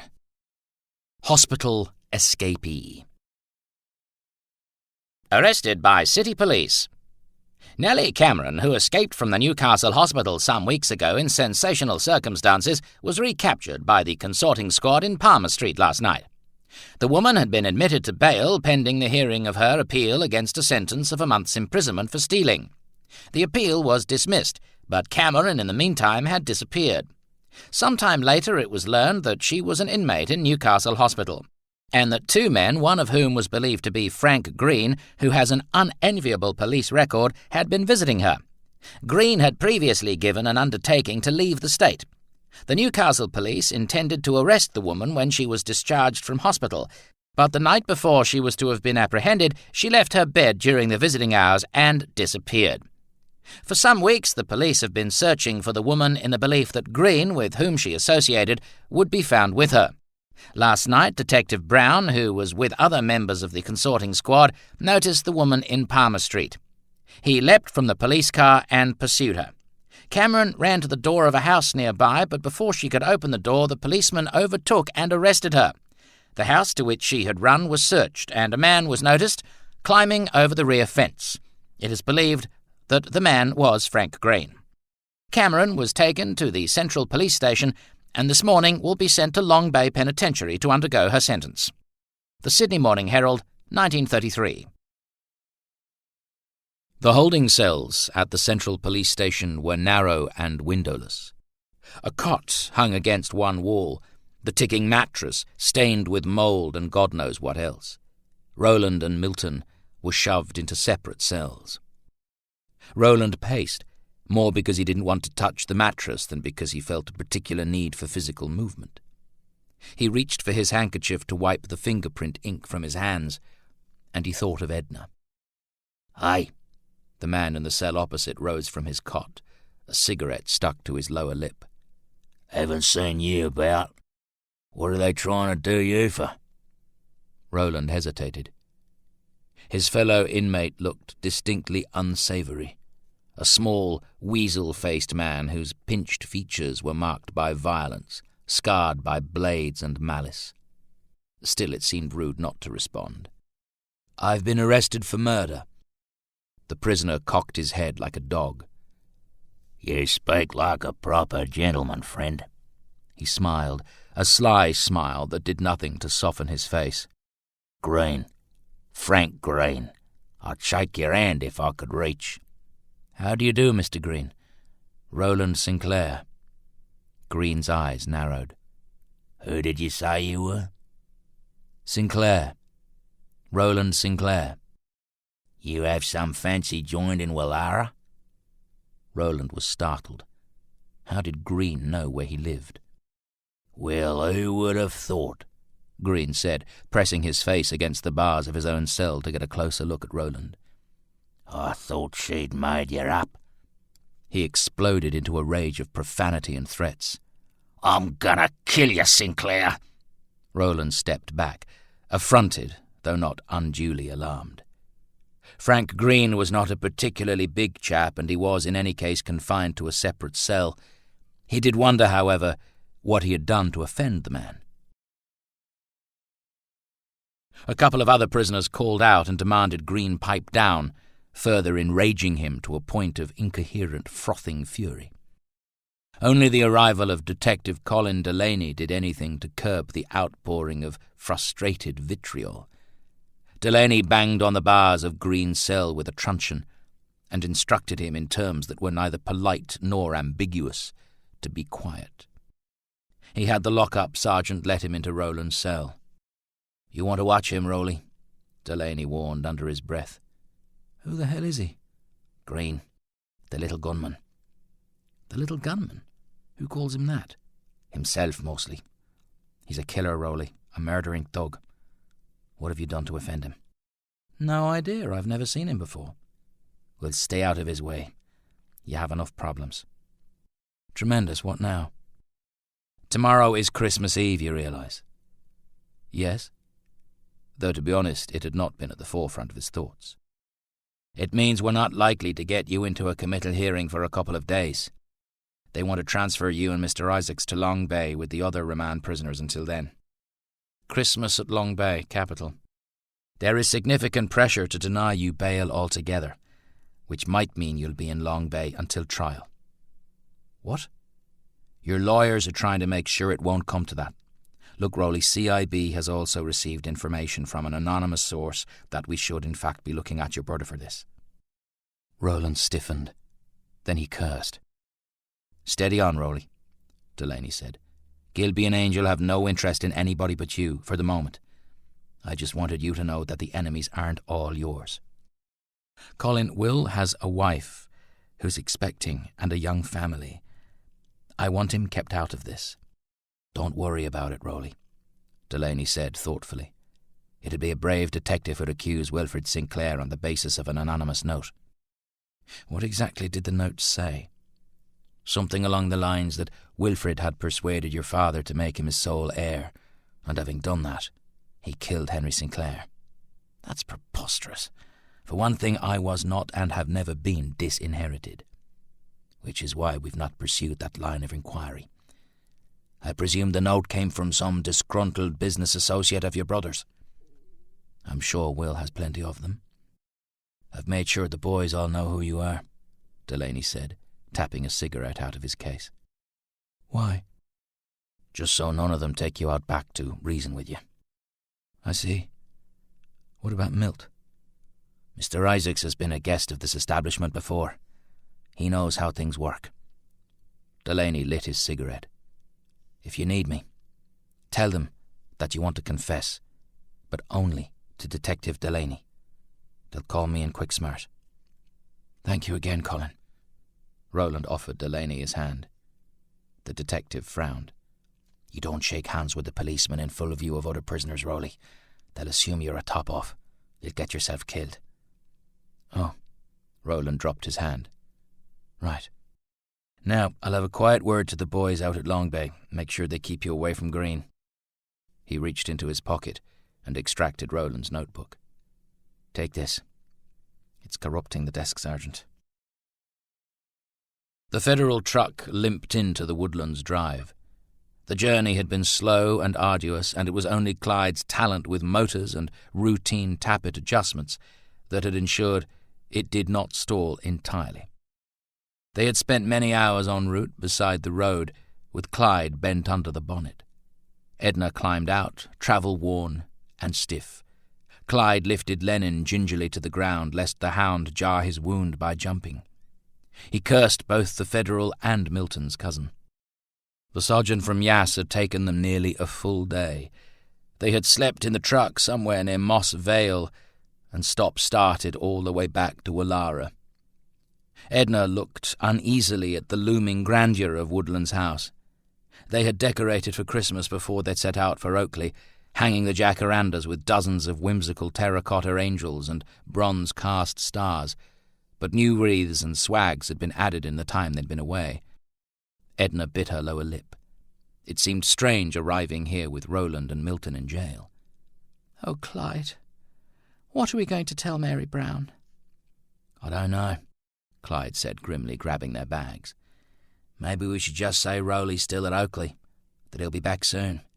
That way she won't hurt us. Edna smiled. Clyde was only half joking.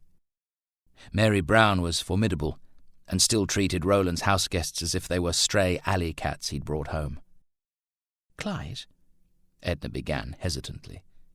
Should we tell Detective Delaney about Wilfrid? Clyde took a breath. Rowley would never forgive us, Ed. I'll risk that if it's the only thing that will save him, but... He closed his eyes wearily. Come on, let's get washed up. Even Long Bay has standards. It was only after Mary Brown opened the door and admitted them that they realized they would not be the only guests at Woodland's house. Edna, Mr. Watson-Jones, Kate said, stepping out into the vestibule. We had expected you to arrive before us, though we've been here scarcely an hour ourselves. Mrs. Sinclair. Clyde put down the suitcases and removed his hat. I wouldn't hear of Will being away at Christmas, Kate explained before they could ask. Not after the fire. And since he had to be here to help poor Rowley, we decided that we should all have Christmas in Sydney this year. Of course. Edna tried to muster enthusiasm. What a lovely idea.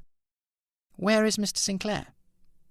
He's already gone to Rowley, she replied, unable to bring herself to name the prison. Arthur's stepped out too. Oh, well, perhaps we should... You must be tired, Kate said, observing the dishevelled state of them. Why don't you two go and wash up, while I have Mary organise some tea and refreshments? She smiled nervously. Will is looking after Rowley.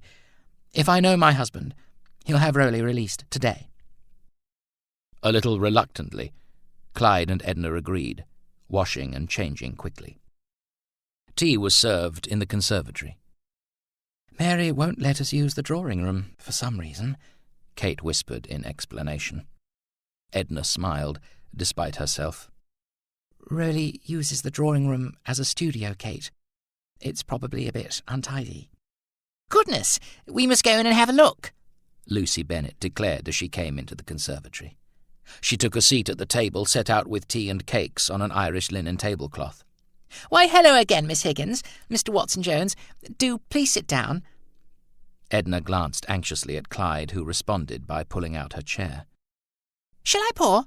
Lucy asked with the pot already in hand. Where are Ernest and Ewan? Edna asked uncomfortably. And Mrs. Sinclair? Elizabeth is a bit tired after the trip. She's resting, Kate replied, and Nanny de Waring took the boys to the beach. There's a puppet show. It hasn't been much of a Christmas for the poor little darlings. Lucy handed Kate a cup of tea. Well, we'll all muck in and make up for that now. She looked around her. I'm sure with a spot of extra work we could make this place festive, and next year you can come to Arthur and me for Christmas. Oh, bother. She clapped her hand over her mouth.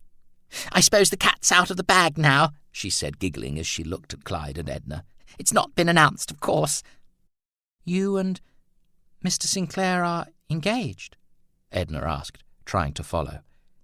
Lucy glanced at Kate and nodded emphatically. We're extremely happy. Edna and Clyde offered their somewhat bewildered congratulations. Arthur hasn't yet spoken to Colonel Bennet, Kate cautioned awkwardly. I'm certain Peter will give us his blessing. And then... She took Kate's hands and squeaked. We'll both be Mrs. Sinclairs. Colour warmed Kate's cheeks. Yes, that will be lovely. But you mustn't say a word to Roland. Not a word. Not now. Lucy continued, turning back to Clyde and Edna. It would be cruel. Another blow. We'll just wait to see how it all works out. Edna's brow rose. I'm sure Rowley will be delighted for you and his cousin, Miss Bennet, but, of course, we'll let you and Mr. Sinclair give Rowley the happy news yourselves. They continued then to take tea in thoroughly civil but uncomfortable circumstances. Lucy talked of parties and the wording of engagement notices, and made only occasional reference to Roland and Milton's being away.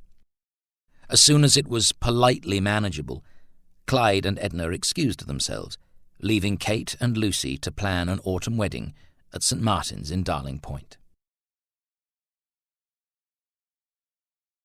The altercation between prisoners Frank Green and Roland Sinclair occurred as the lorry-load of remand prisoners arrived at the Long Bay Penitentiary. Green was clearly surprised that his posh opponent knew how to fight. Green was a ferocious street fighter, Sinclair a trained pugilist, but the spectacle was short-lived, interrupted by another prisoner who tried to soothe the little gunman with poetry and, of course, the guards who eventually descended to teach both men a lesson. In this, Green fared much worse than Roland, who had only taken a couple of blows of correction before another, more senior guard intervened.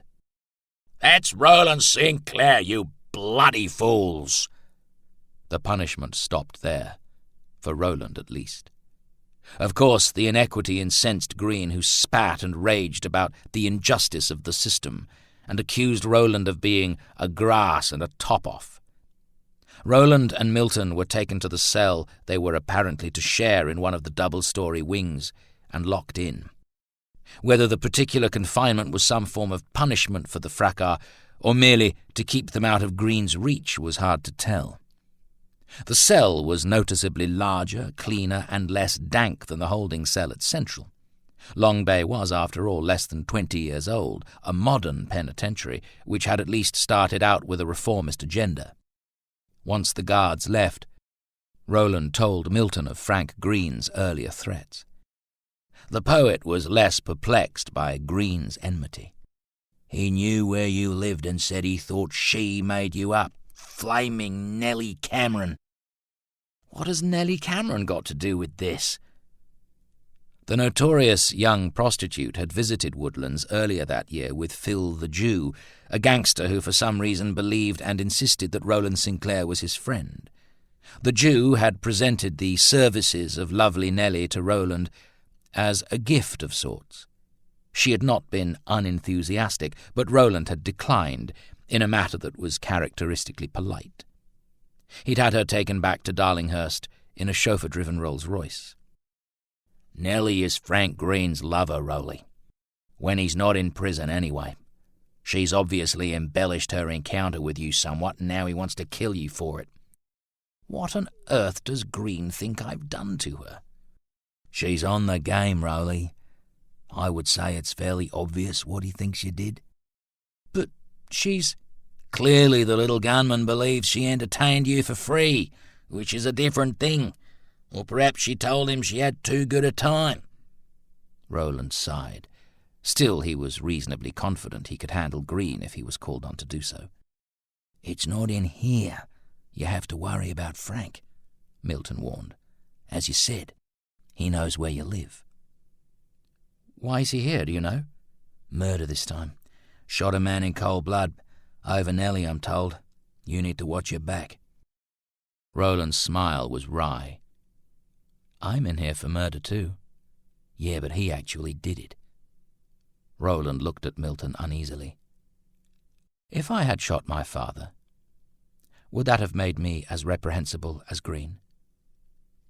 Are you asking about you or Wilfred? Roland groaned and rubbed his face. Look, Rowley, Milton said, moving to lean back on the wall beside his friend. I get it. He's your brother. But has it ever occurred to you that he may have had reasons other than protecting you to kill your father? Father and Will were always at odds over business, Roland replied. Will wanted to expand and modernize in a way Father considered reckless. But that argument started before the war. Why would he suddenly be driven to murder over it? Your brother has a reputation for ruthlessness, Rowley. He didn't show that bastard Hayden any mercy. Roland's eyes darkened. He didn't deserve any. Hayden made it sound like he was just some downtrodden pawn. That's not how I remember it. He beat me senseless on a regular basis for 5 years, and then he'd brag to the other men, tell them how the boss's boy would beg. Roland laughed bitterly. That was before I realized begging just made it worse. Milton shook his head in disbelief. I always thought you had it so good, that you'd been dealt all the good cards. Roland shrugged. Swings and roundabouts, Milt. I gotta hand it to you, Rowley, he said. By anyone's standards, your father was a bastard, treats you worse than a dog, and then he gets gunned down in the next room, and you just straighten your tie and carry on. Maybe that's why your lot find it so easy to oppress the proletariat. You don't flinch. I don't know about that, Roland said ruefully. I was a bit of a firebrand for a long time. Quite unreasonable, to be honest. Milton laughed. Ha ha, what? Because you wouldn't assume your place in the Graziers Association, join the country party and marry an appropriate debutante? Roland's eyes became distant as he thought back. I was really angry when Will shipped me to England. Not with him, just angry. I did my level best to get expelled again. It must have cost Will a small fortune to ensure they kept me on. I joined the boxing club when I got to Oxford. I was getting into so many fights anyway, I thought I may as well. Yeah, but that sorted you out. Boxing taught me to control my temper a bit, I suppose, but I don't think I stopped being angry until I started painting. Even so, I haven't exactly been a bastion of respectability since. No. There is that, at least. Chapter 20 On the Scent by L.W. Lower. The New South Wales Police Association wants different uniforms of lighter material, open at the neck with a collar and tie. They also want black buttons and badges. They'll be wanting feathers next. I would most certainly refuse to be arrested by a constable in a bow tie. And the possibility of being bailed up by a constable with a water pistol full of eau de cologne is not so remote as it seems. What do you mean by beaning that poor old gentleman with a bottle? You ought to be ashamed of yourself. I've a good mind to slap your face, you cad. Oh, constable, how could you use such language to an old Goulburnian? Were you at Goulburn? What year? Last year. I matriculated in 1936 and have just completed a refresher course in the jail bakery at Long Bay. Have you no respect for the old jail tie? I'm sorry, constable. Well, I don't want to get my new uniform creased, so I'll let you off this time. Don't do it again. Is my tie on straight? I think it needs adjusting, just slightly. Allow me. Thank you. Now you go and apologise to the old gentleman. He seems to be conscious now. There's no doubt about it. Clothes do make a difference. The Daily News, 1939. Work assignments in the penitentiary bakery were much sought after, and usually reserved for those who cooperated particularly with the police. It was here that Roland Sinclair and Elias Isaacs, who was otherwise known as Milton, were sent. True to his word, Colin Delaney was doing what he could. Of course, they were not at this stage permitted to touch the bread, and were put to work unloading sacks of flour and scrubbing bench tops. "If Mary Brown could see you now," Milton grinned. It was obvious that Roland had not even considered mopping a floor before. Indeed, he might never have actually witnessed the act. Such things were done invisibly in suburbs like Woollahra. "Squeeze the mop out a bit first, otherwise you're just going to make mud, mate." The baker's oven at Long Bay turned out enough loaves to feed the entire prison population on a normal day. This day, being Christmas Eve, it was twice as busy, due to the fact there would be no baking on Christmas Day itself. The comforting aroma of freshly baked bread would have been tempting to any man, but the bakery was manned by criminals. Guards watched to ensure the bakery workers did not help themselves to extra rations. Even so, the occasional inmate would return to his cell plumper for the secretion of buns smuggled out in his clothing to stock the prison's thriving black market.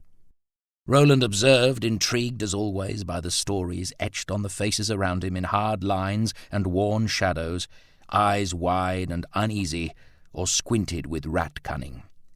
He could already identify the first-time offenders, and even distinguish between those who were simply making their prison debut and those who'd actually offended for the first time.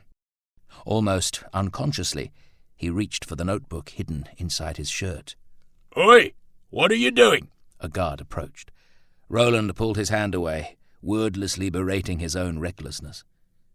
Whilst Delaney had arranged for him to have the notebook back, he had been warned to let no one, guard or inmate, see it, lest his drawings incite some kind of riot in the community of men. "What in the name of God are you doing, Sinclair?" the guard demanded. "You're supposed to mop the floor, not create a bloody swamp." "Fair go," Milton protested. "That mop is faulty. Shut your trap, Isaacs, or I'll shut it for you.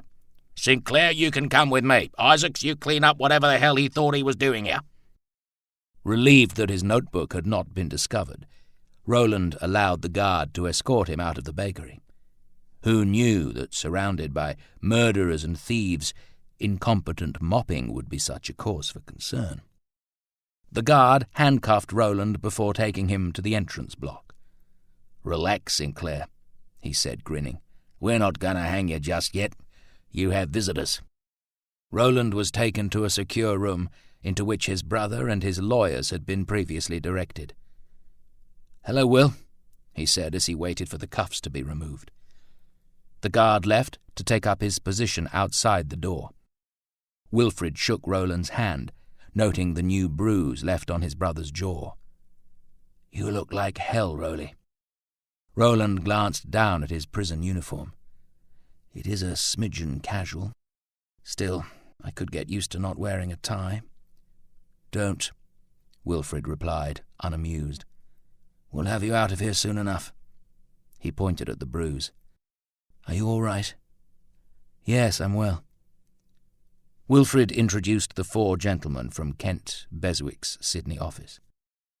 "My colleagues and I are going to step out for a few minutes, Mr. Sinclair," Matthew Beswick announced, once the handshaking had been seen to.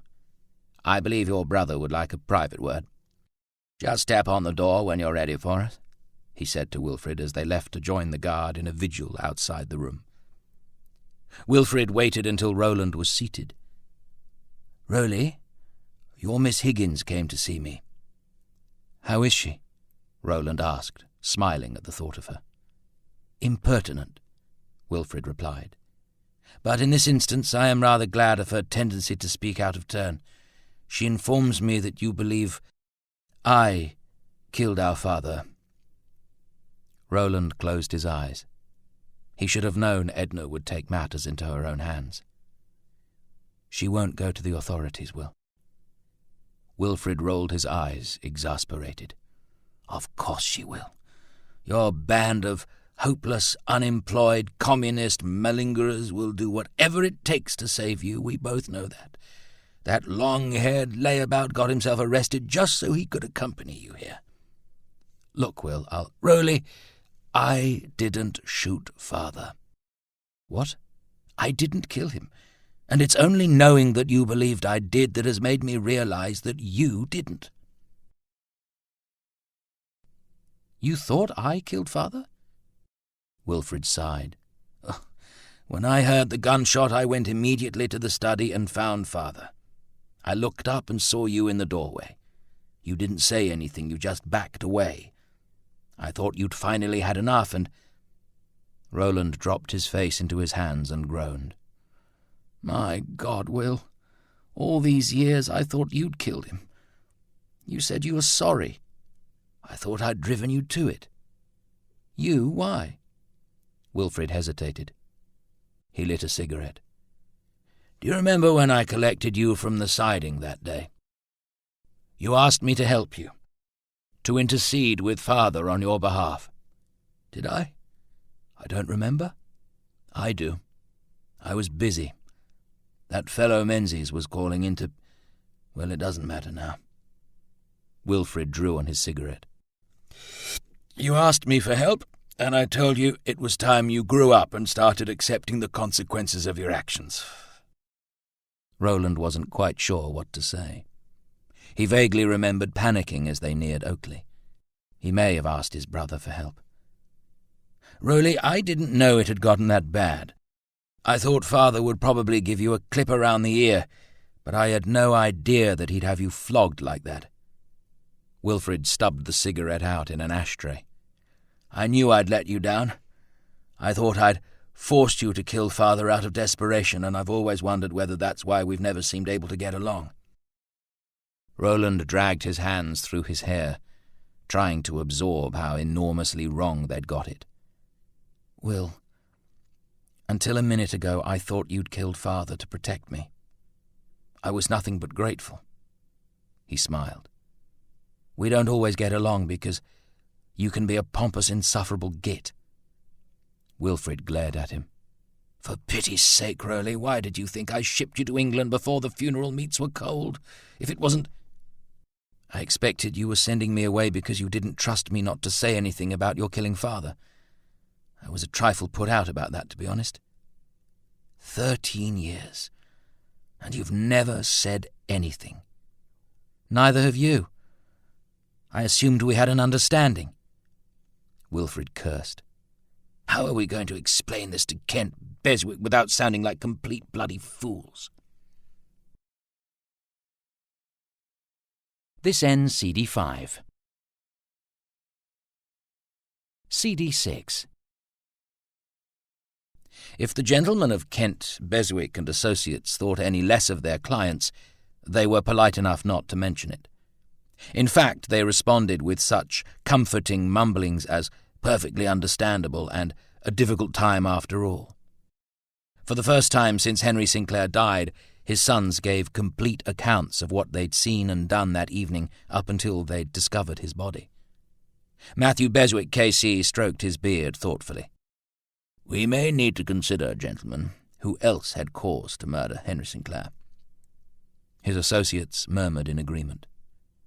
"You see, as elucidating as these revelations have been, they do nothing to mitigate your motives or opportunity to commit the murder, nor do they provide you with any sort of alibi. Our best course of action may be to present the court with an alternative theory of the crime." Roland's brow rose.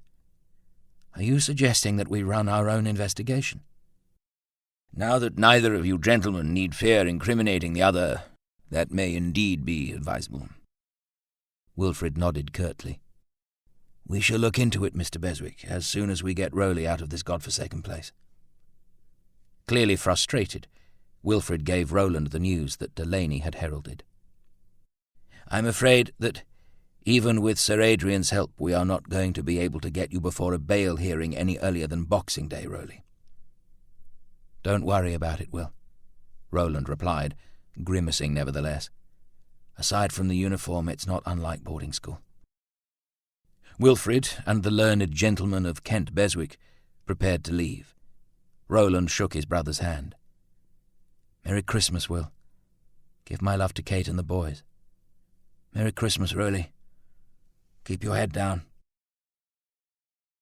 The guard had only just placed Roland in handcuffs once again when another came in to say, somewhat irritably, that he had another visitor. "Someone's looking out for you, Sinclair. Your sister and her husband are here." "My sister?" Edna and Clyde were escorted in. The sculptress embraced Roland and exclaimed, in an inflection that sounded uncannily like Kate's, that Mummy was very worried about him. Roland started to laugh. Edna hugged him again and pretended to sob into his shoulder. "How can you be so terribly callous, Rowley?" she lamented. "Stop laughing," she added quietly. "They only let family visit." Roland sobered, trying to look appropriately contrite until the guard, satisfied that Edna was in fact the prisoner's sister, closed the door. Then Clyde grasped Roland's hand warmly. He took in the prison uniform. "Never thought I'd see this day, Rowley. How are you? How's Milt?" "He's well. Claims to be composing the Ballad of Reading Gaol." Roland told them of his conversation with Wilfrid, the revelations of a mission. Clyde laughed. Edna was cross. "You spent 13 years covering up for one another because you were too polite to talk about it?" she said hotly. Roland shifted uncomfortably. Put that way, it was a little embarrassing.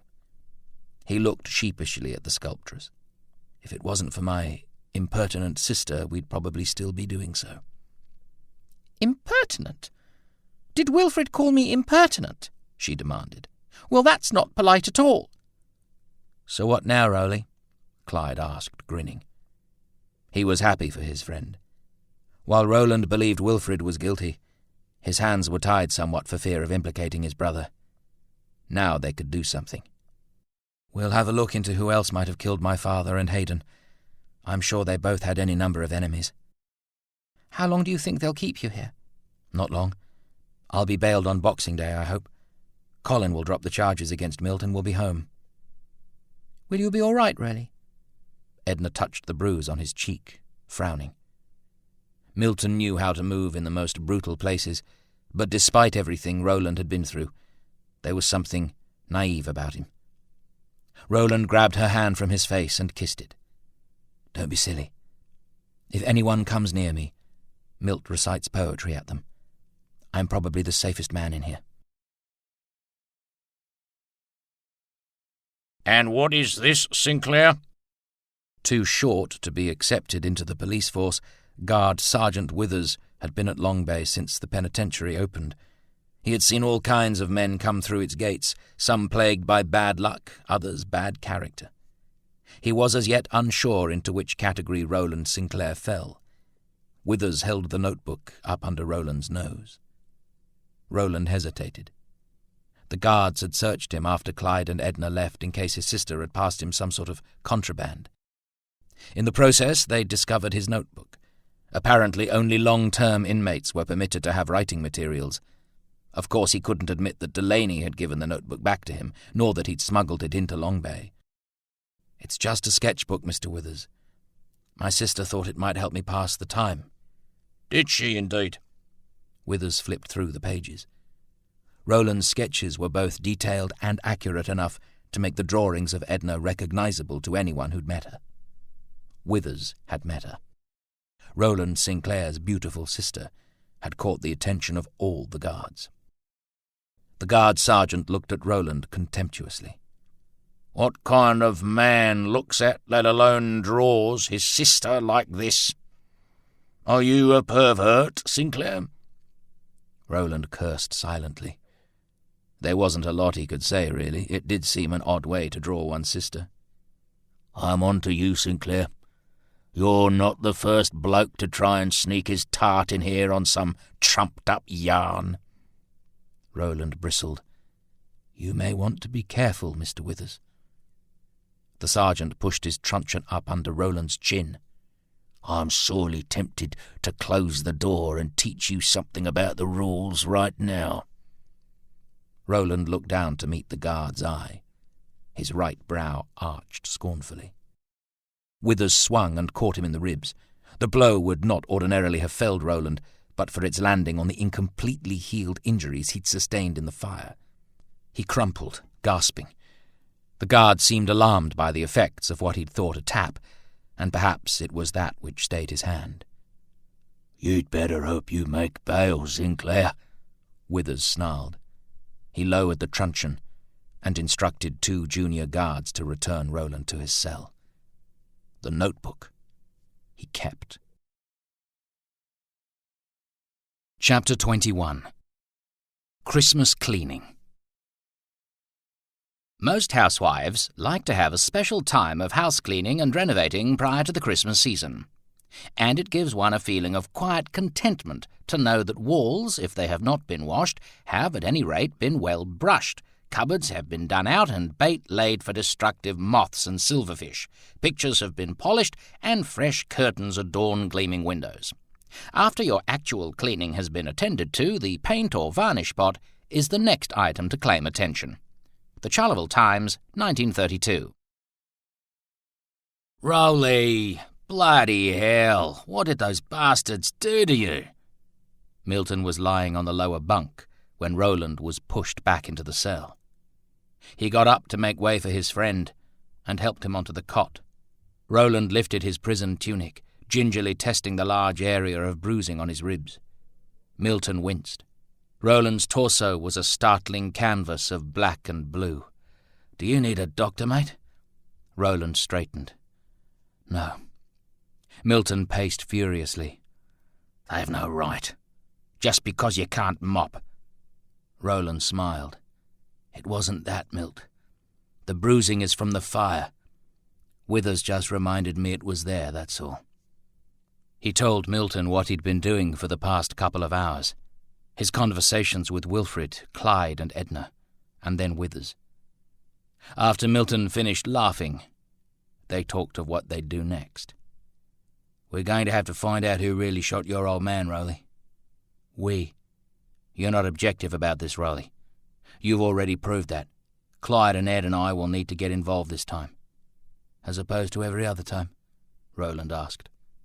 Milton ignored him. We need to get back to Oakley when we get out. Oakley? Why? It's the scene of the crime, old boy. It's where we have to start. The crime happened 13 years ago. What evidence there was would be long gone by now. Even so, we need to figure out who exactly was there that night. Now that you're no longer worried about dropping Wilfred in it, you might be able to remember something useful. I don't know, Milt. This meeting of Wilfred's, for example. Who was it with?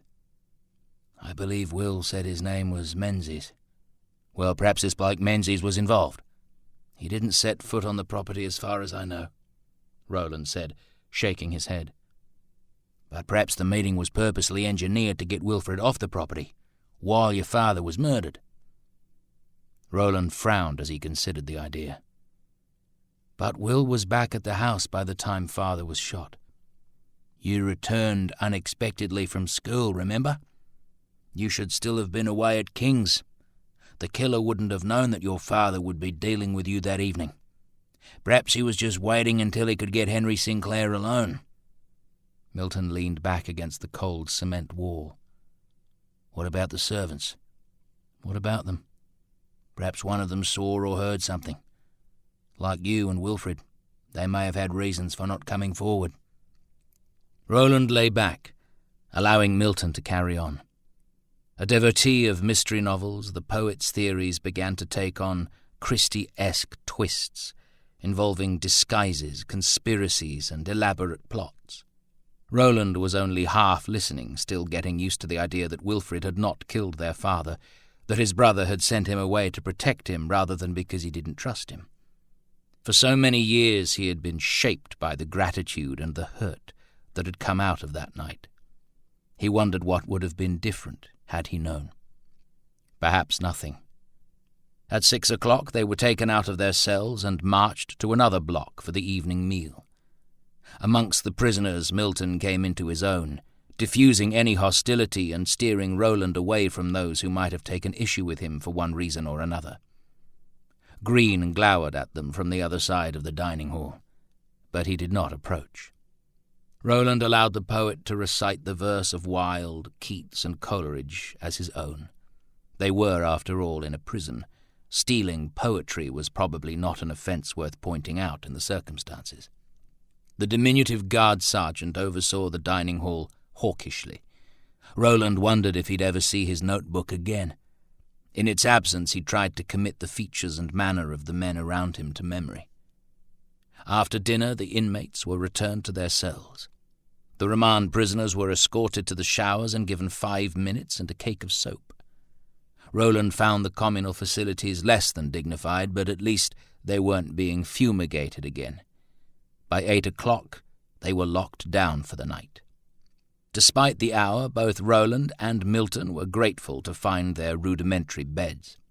Guards patrolled the corridors, conducting bed checks and moving on. When Guard Sergeant Withers, flanked by 2 other guards, stopped outside his cell, Roland assumed he was about to receive the promised lesson in rules. He sat up in the lower cot. Withers unlocked the cell and strode in. Roland stood slowly.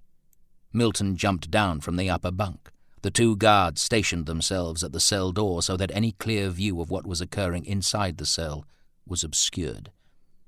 Roland waited. Withers reached inside his jacket and extracted the artist's notebook. "I've been looking through your book, Sinclair." "I see," Roland said, eyeing the holstered truncheon warily. "You draw bloody well, Sinclair. Them pictures of your sister aside." He opened the notebook to a portrait of Detective Angel that Roland had scribbled from memory. "I applied to join the police with Angel. Course he's a bit taller than me. Recognized him straight off. It's a damn good likeness." Roland said nothing, unsure where the conversation was headed. "You know, Sinclair, it's Christmas Eve." "Yes. Merry Christmas, Mr. Withers." "It should be, Sinclair. I'm married to a fine woman. Saintly she is, though it's been a difficult year. Her folks have been ill and her guard don't bring home much, but she's never complained." "It sounds like you're a lucky man," Roland said awkwardly. Withers lowered his voice and, stepping closer, spoke in confidence. "I'd put away a bit to buy her something nice for Christmas. A surprise. A clock for the mantel.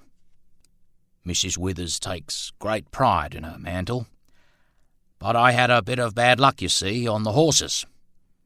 A sure thing that had second thoughts." Roland's brow rose. Was the guard about to ask him for money?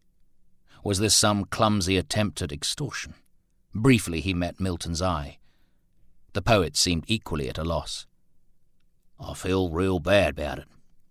Christmas Eve, and me with nothing for my beloved Patricia. But then I saw this book of yours, and I thought to myself that Mrs. Withers would like nothing more than to have a real portrait for the mantel, like you see in posh houses. It'd make a fine Christmas gift." The guard smiled, clearly pleased with his ingenuity. "You'd like me to draw a portrait for you?" Roland asked, tentatively. "Not for me, for Mrs. Withers." "Of?" "Of me, of course." The guard became vaguely defensive. "Mrs. Withers still finds me quite fetching. Says I'm more handsome now than I were when we was courting. Saintly, she is." He signalled one of his men, who brought in a cardboard box. "We rustled up some blotting paper and a few pencils." Roland glanced at Milton. I see. Will you do it, Sinclair? Yes, I suppose I could. But I'll need decent light. Withers nodded at the guard who remained outside the cell, and within minutes the lights were turned on. The prisoners, whose cells were on the same circuit, stirred and protested. The guard threatened them into silence. "Right," Roland said, pulling a roll of thick paper and a couple of pencils from the box. "We'd best get started." The guard sergeant took up a position by the cell door, posing with his chin high and his hands on his hips, a man of authority, a gatekeeper of consequence. After some discussion, and in the absence of an easel, Milton and the guard inside the cell stretched the paper out and held it against the cement wall. It was an awkward way to draw, but with little other option, Roland made the best of it. He worked quickly, defining a loose composition before he began on the detail. In time he forgot the somewhat peculiar circumstances and became engrossed with the portrait. The haughty insecurity in Withers' demeanour intrigued him. Whenever the sergeant talked of his wife, his face became tender, and he stood taller. It was that moment, that insight, that Roland endeavoured to capture. Rubbing the back of his neck, Roland looked again over his shoulder at his model, cross-hatching with the lead's point like he was making an etching. For nearly 2 hours he worked, pausing only to allow the men serving as his easel to change position or stretch. Withers, for his part, barely moved, though Roland invited him to relax once the structure of the portrait was complete. Aware that Roland was not accustomed to working with an audience, Milton chatted, recited, and even sang at one point, in an attempt to distract everybody else in the confined space. Eventually, Roland stood back. "I'm afraid that's the best I can do without proper equipment." So eager was Withers to see his portrait that he leapt from his pose by the door and jostled Roland out of the way. He viewed the pencil sketch from various angles, touching his own face as he studied his features on the paper. "I think Mrs. Withers will be most satisfied, Sinclair." "I hope so, Mr. Withers." The guard sergeant handed him back his notebook. "I've already been offered a month's wages for that book, Sinclair. It's worth a fortune in here." "I'm not trying to sell it, Mr. Withers." "Well, considering how happy Mrs. Withers is going to be tomorrow, I'll try to make sure no one tries to kill you for it. Some of the blokes can get pretty desperate in here. And then there's the inmates." Roland laughed. There didn't seem to be any good purpose in protesting the difference between art and pornography just then. "Thank you." "Just don't show anyone what's in it." Withers took the portrait in his hands, smiling warmly at his own image. "We'd better get on. Oh, yes," he added as he stepped outside the cell. "Don't go to the dining hall tomorrow. Stay in your cell." "Why?" Roland asked. "Your brother's arranged for a special Christmas dinner to be brought in for you and Mr. Isaacs." "Is that allowed?" Roland asked, surprised. Long Bay was a prison, after all. Withers winked. "With any luck, your sister will deliver it." Edna and Clyde returned to Woodlands just as the furore erupted. They saw immediately as they entered that the doors to the drawing-room had been thrown open. They could hear Arthur's voice from within speaking to Lucy Bennet and Kate Sinclair. "I can only apologise, ladies. Roland is clearly a very troubled young man. I only thank God that the children and Aunt Libby weren't with you." Edna glanced warily at Clyde and stepped into the room Roland had used as his studio. Lucy was in Arthur's arms, her face buried in his lapel as he tried to shield her from the horror. Kate's face was flushed as she stared at the painting on the easel, clearly Edna, undeniably naked. "Hello," Edna said. "What are you all doing in here?" Kate's colour rose even higher as she looked at the sculptress. "Lucy thought we were curious as to why Mary Brown did not want us to use this room. It was silly, really." "Oh, I see." Edna said gravely, though her eyes gleamed merrily. Mary doesn't really approve of the way Rowley paints. I would say the problem lies more with what he paints, Arthur declared. Good Lord! He gaped at the portrait of Edna in the yellow leather armchair, her legs slung over one upholstered arm, almost beckoning as she gazed brazenly from the canvas. That's Uncle Henry's chair! Edna smiled mischievously. It's most comfortable. Ed, Clyde warned. The sculptress seemed unable to resist poking at ant nests. Please don't be concerned, Kate, Arthur declared valiantly. I'll arrange for the paintings to be removed and the room returned to some sort of respectable order. You can't take Rowley's paintings, Edna objected. You aren't in any position to issue directives in this house, Miss Higgins, Arthur replied coldly. There are now ladies, not to mention children, staying at Woodlands during this festive season. Oh, Arthur, I don't know that we should, Kate began.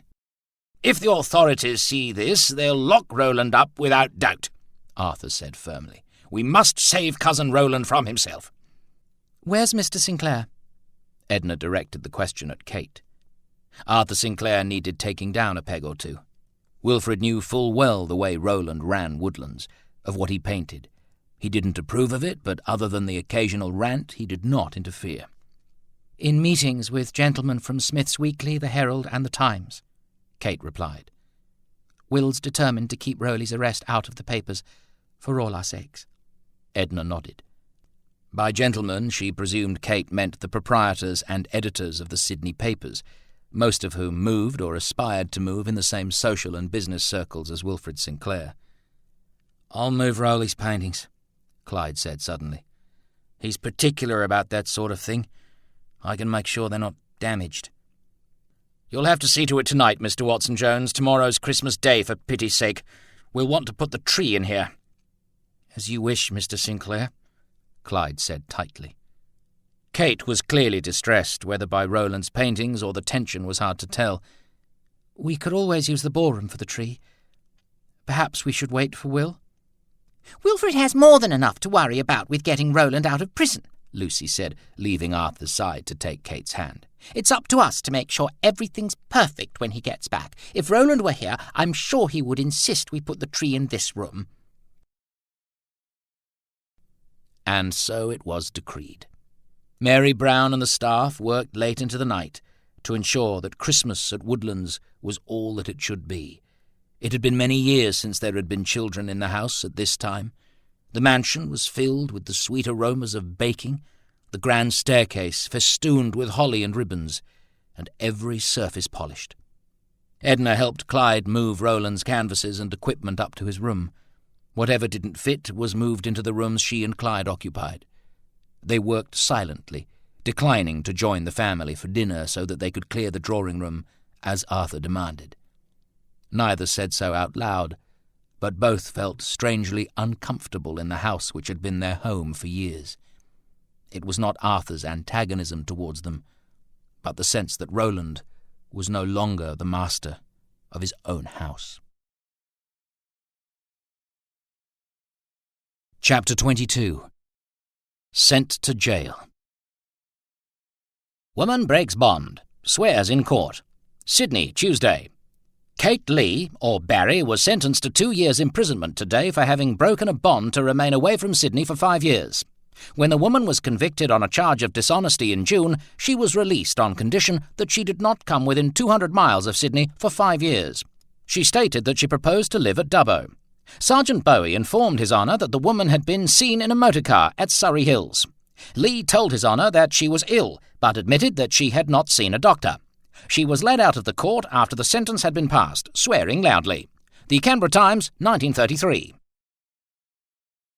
Christmas Day at Long Bay began with an ecumenical service in the prison chapel. Roland studied the arched stained-glass windows and ornate woodwork, mildly surprised by the skill of the craftsmen. The chapel had been built by inmates during the war. Perhaps there had been a significant number of criminal carpenters back then. Milton stood beside him in the pew. The poet was technically Jewish and, more accurately, entirely godless, but he did enjoy a good hymn, whatever the denomination. He sang with gusto and rather too much flair for a house of God, amending the lyrics now and then when his memory failed. During the sermon he strove to be attentive, but soon fell into a doze, shouting, "Amen," whenever he was made to stir. After the service, the inmates were marched around the courtyard for half an hour and returned to their cells. The prison was busy that day with the coming and going of visitors. Mid-morning they were taken out again and assembled in a large hall for a concert organised by the Benevolent Society and performed by the inmates themselves. The residents of the Women's Reformatory were brought in to ensure all seats were taken. Kate Lee, Darlinghurst's sly grog queen, arrived in a broad-brimmed hat and silver fox fur, sitting in the front row like a dignitary rather than an inmate.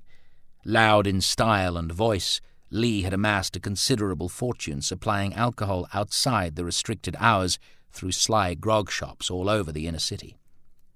As they waited for the performance to begin, she distributed gifts and cake to her numerous friends in the men's prison. The guards left her alone, though the inmates were otherwise strictly segregated. The concert opened with the not quite dulcet tones of Tony the Canary Vanzella, who it seemed was serving time for fraud.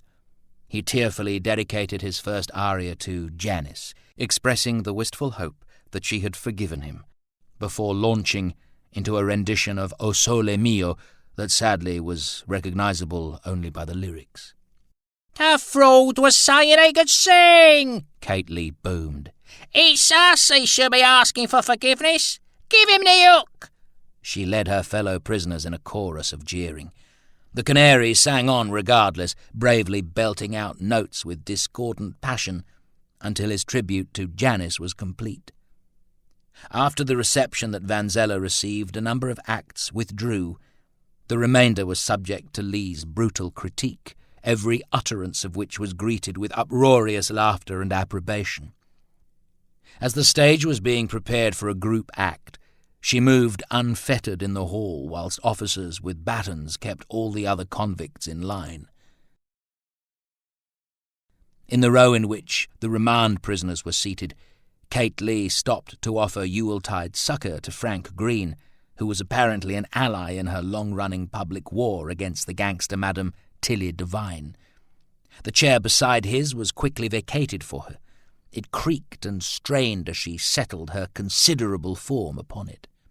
"There sat a jolly giant, glorious to see," Milton whispered wickedly. Roland smiled. "I doubt Dickens had Kate Lee in mind for the spirit of Christmas present," he said as they watched. Lee and Green both leaned forward and craned their necks to look towards Roland. Milton sighed. "Looks like Frank's telling her that you stole his girl."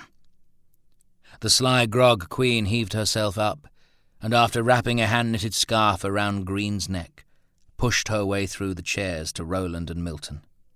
"As I live and breathe," she looked the poet up and down.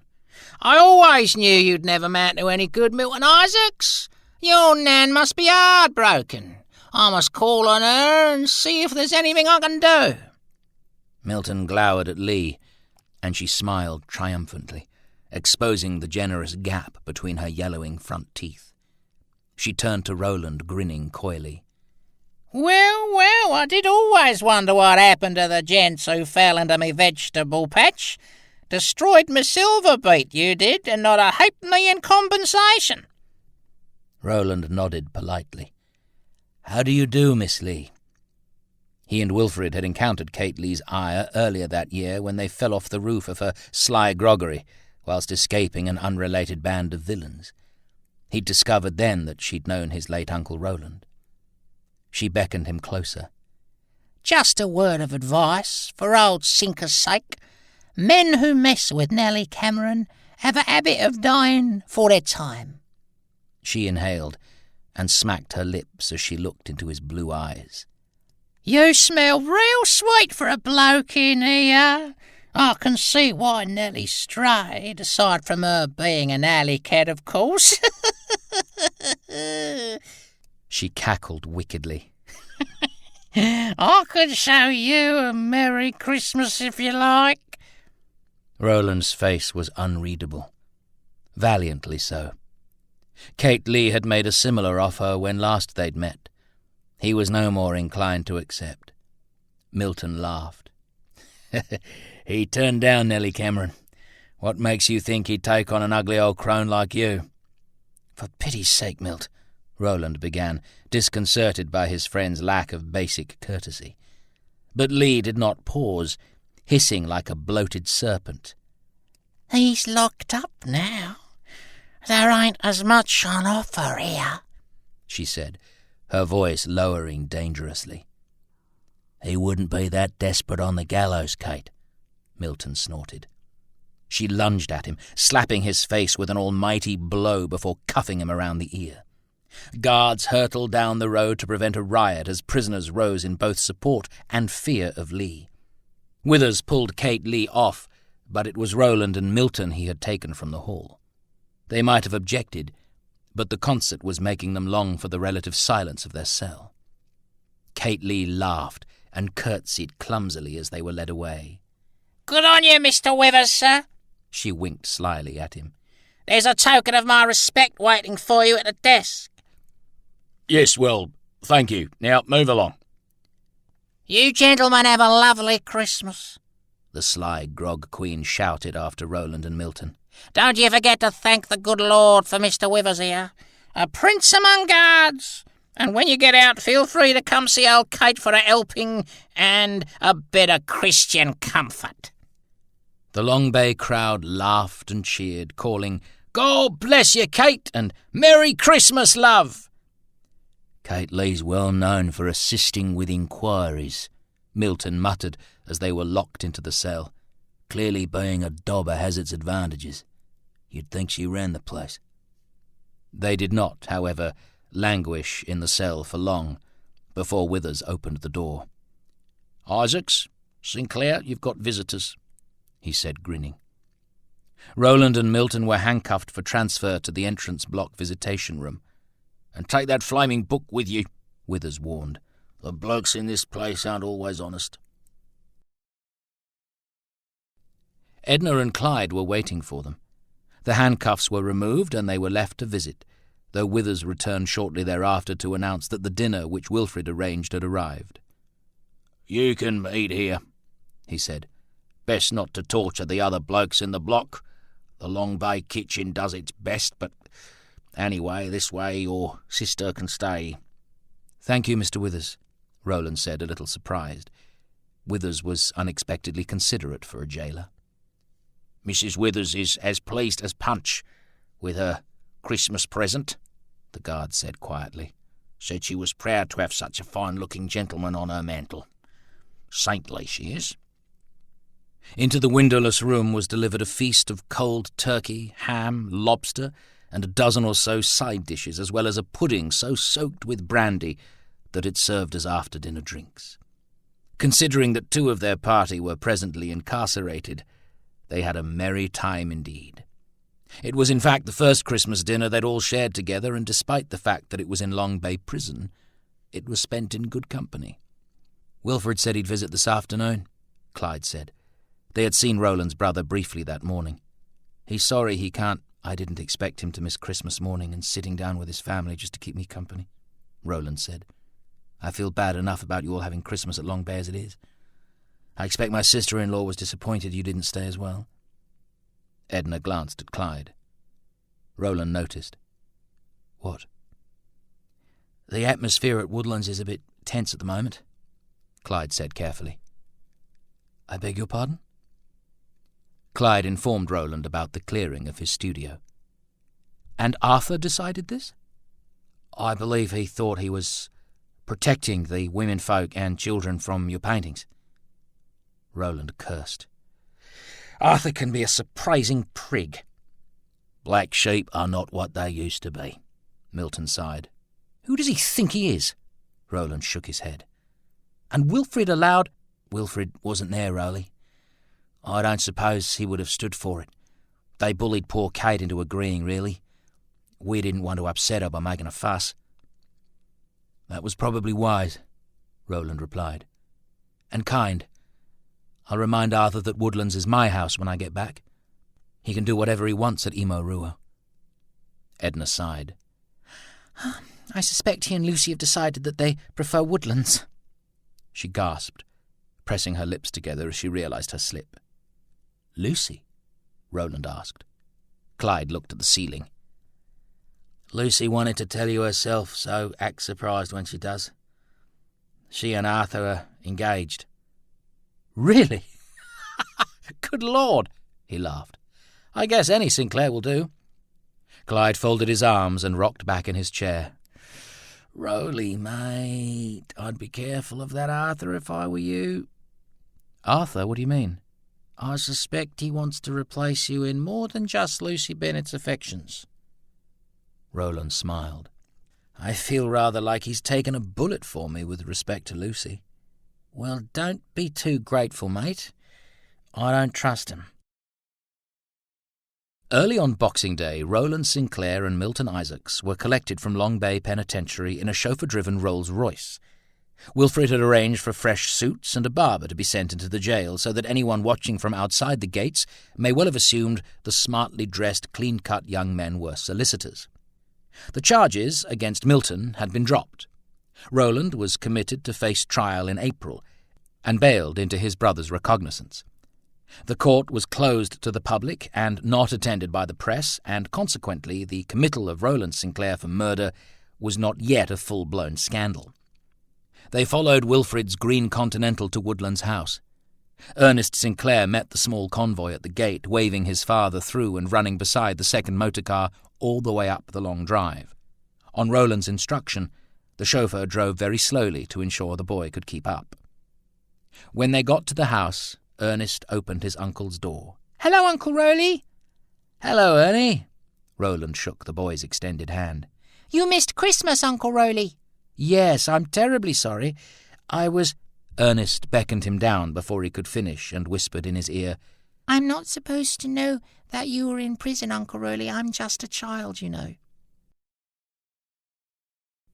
"I see." By then, the rest of the family had emerged in a rather civilized cacophony. Even Elizabeth Sinclair came out to greet her son, though it was the wrong one she welcomed home. To Roland, his mother seemed to have become smaller in the few days he'd been away, and more deeply confused. He sat with her in the sunroom for a while, reassuring her that the presence of the police at Oakley had been a mistake. She'd clearly found the incident distressing. Clinging to Roland, she whispered, "The gun. I saw the gun. I thought he was going to kill you." "Detective Angel is rather too quick on the draw, Mother, but he had no intention of shooting me." He put his hand on hers and rubbed gently. "I'm perfectly fine. You mustn't be upset." Elizabeth reached up to straighten Roland's tie. "Your father would have been so dreadfully proud of you, Aubrey. I do wish he might have lived to see the man you've become." She brushed the hair out of his face. "If only you'd comb your hair properly. Wilfrid's hair is never out of place." Roland smiled, comforted that his mother was well enough to scold him. "Will doesn't have as much hair to worry about," he said loudly. Wilfrid cleared his throat and glared across at his brother. He did not take kindly to being reminded that his hair was thinning. Luncheon was, if anything, more extravagant than that which they'd eaten the day before, and served with the formality that Wilfrid preferred, but which was rare under Roland's stewardship of Woodlands. Indeed, usually neither Roland nor his house guests were in residence during Christmas. Still, the staff coped admirably, presenting a table and a service that was both excellent and smooth. Some grumbled about the extra work, others relished the opportunity to do things properly, and all were in any case assuaged by the generous sums which had been included in their Christmas envelopes.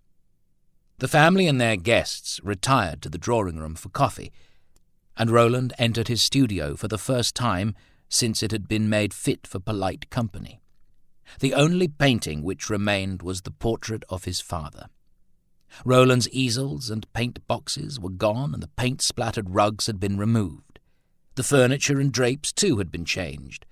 An exquisitely decorated Christmas tree stood in the large bay window in which he usually posed his models. "What do you think, old boy?" Arthur asked, beaming.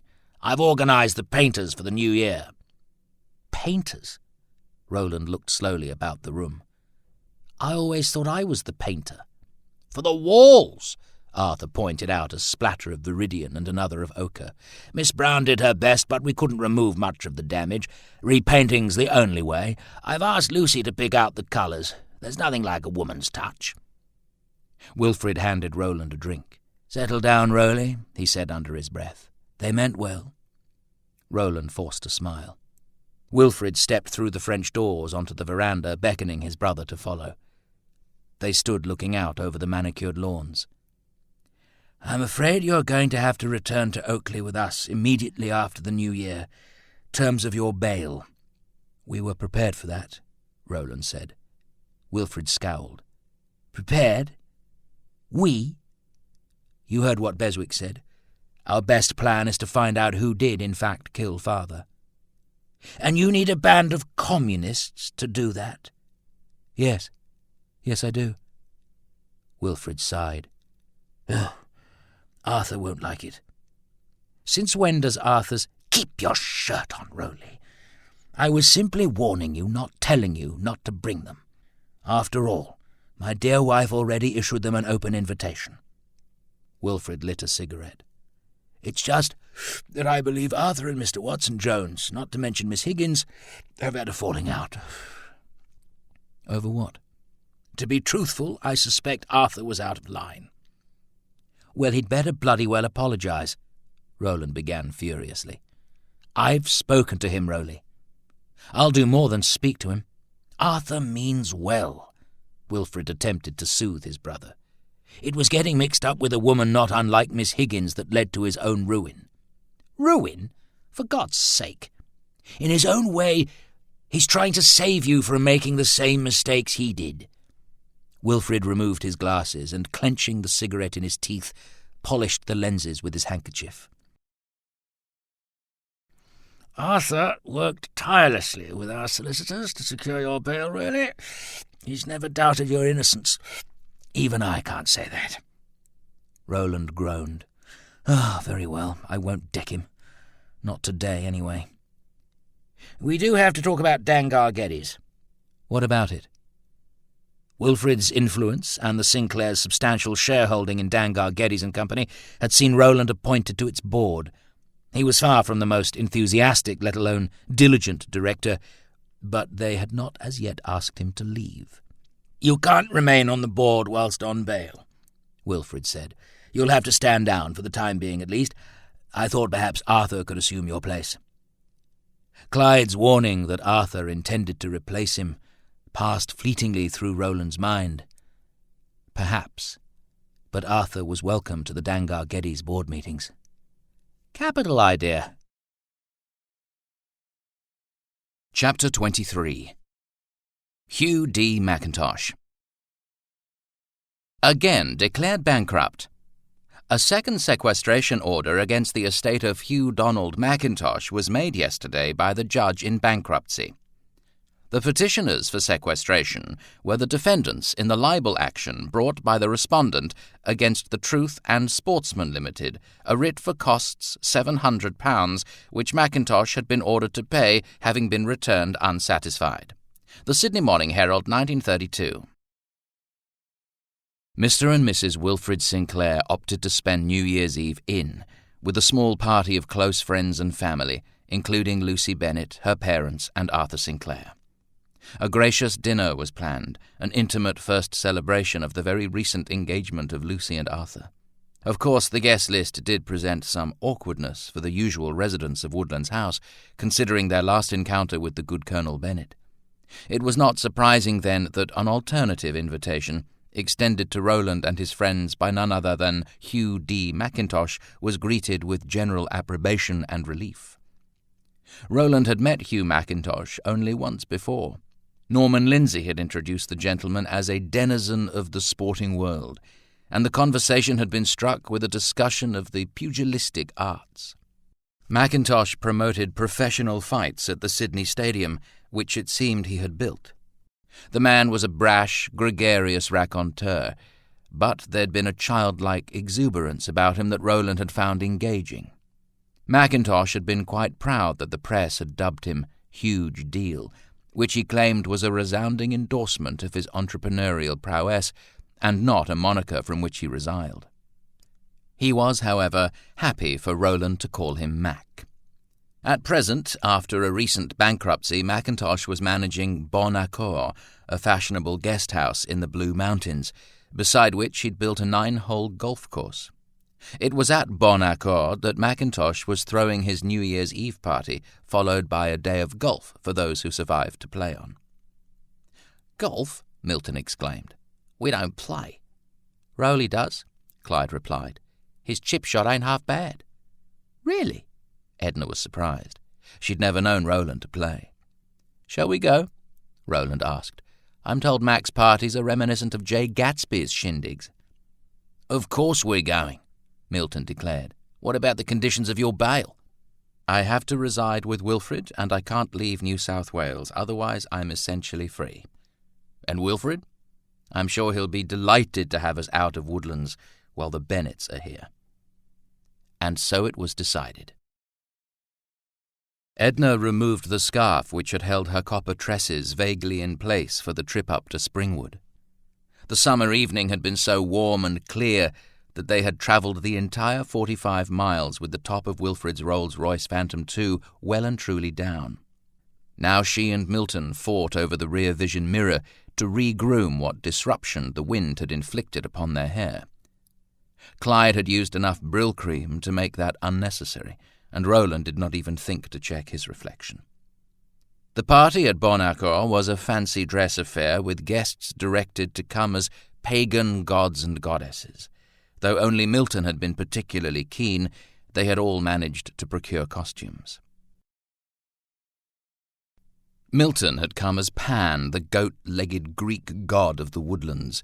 He'd managed somehow to secure a set of short horns to his forehead, in a manner that looked more demonic than anything else, and wore a toga long enough to hide the fact that his legs were inconveniently human. Costumes on George had turned Clyde into a gladiator, as Mars, the Roman god of war. Roland had chosen a Norse deity, mainly because their costumes involved trousers. Consequently, he was attired in the leather vest and horned helmet of a Viking, while he purported to be dark-haired Loki. Edna, like Milton, had chosen to be Greek. She wore a sheer white gown which was draped over one shoulder. Her hair was woven with a wreath of laurel, and she carried both a bow and a golden apple. Roland wasn't sure whether she was meant to be Athena or Aphrodite, but he was in no doubt that she was a goddess. The celebration had well begun by the time the borrowed Rolls-Royce joined the scores of vehicles parked in the drive and adjoining road.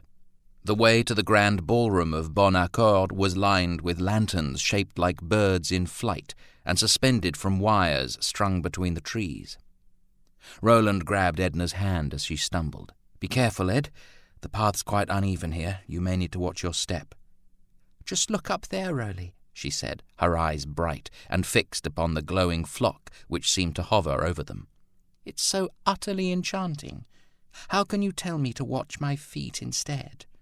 He laughed and offered Edna his arm to secure her balance while she took in the decorations. They made way for an Egyptian pantheon and a man painted blue in the style of some Asiatic deity. When they finally reached the entrance to the ballroom, they were received just inside the door by a gentleman who managed to be dapper, despite being dressed as Neptune, complete with silver trident. "Rowley Sinclair!" boomed the god of the sea. "How are you, slugger?" "Hello, Mac," Roland replied, shaking Neptune's hand. He introduced Hugh Mackintosh to his friends, drawing them close to do so, as the room rang with the sounds of revelry backed by a 20-piece orchestra. Mackintosh summoned a waiter and distributed glasses of French champagne while demanding Roland and his friends enjoy themselves. He directed them to the buffet, where a feast was presented in oversized horns of plenty and attended by staff dressed in togas.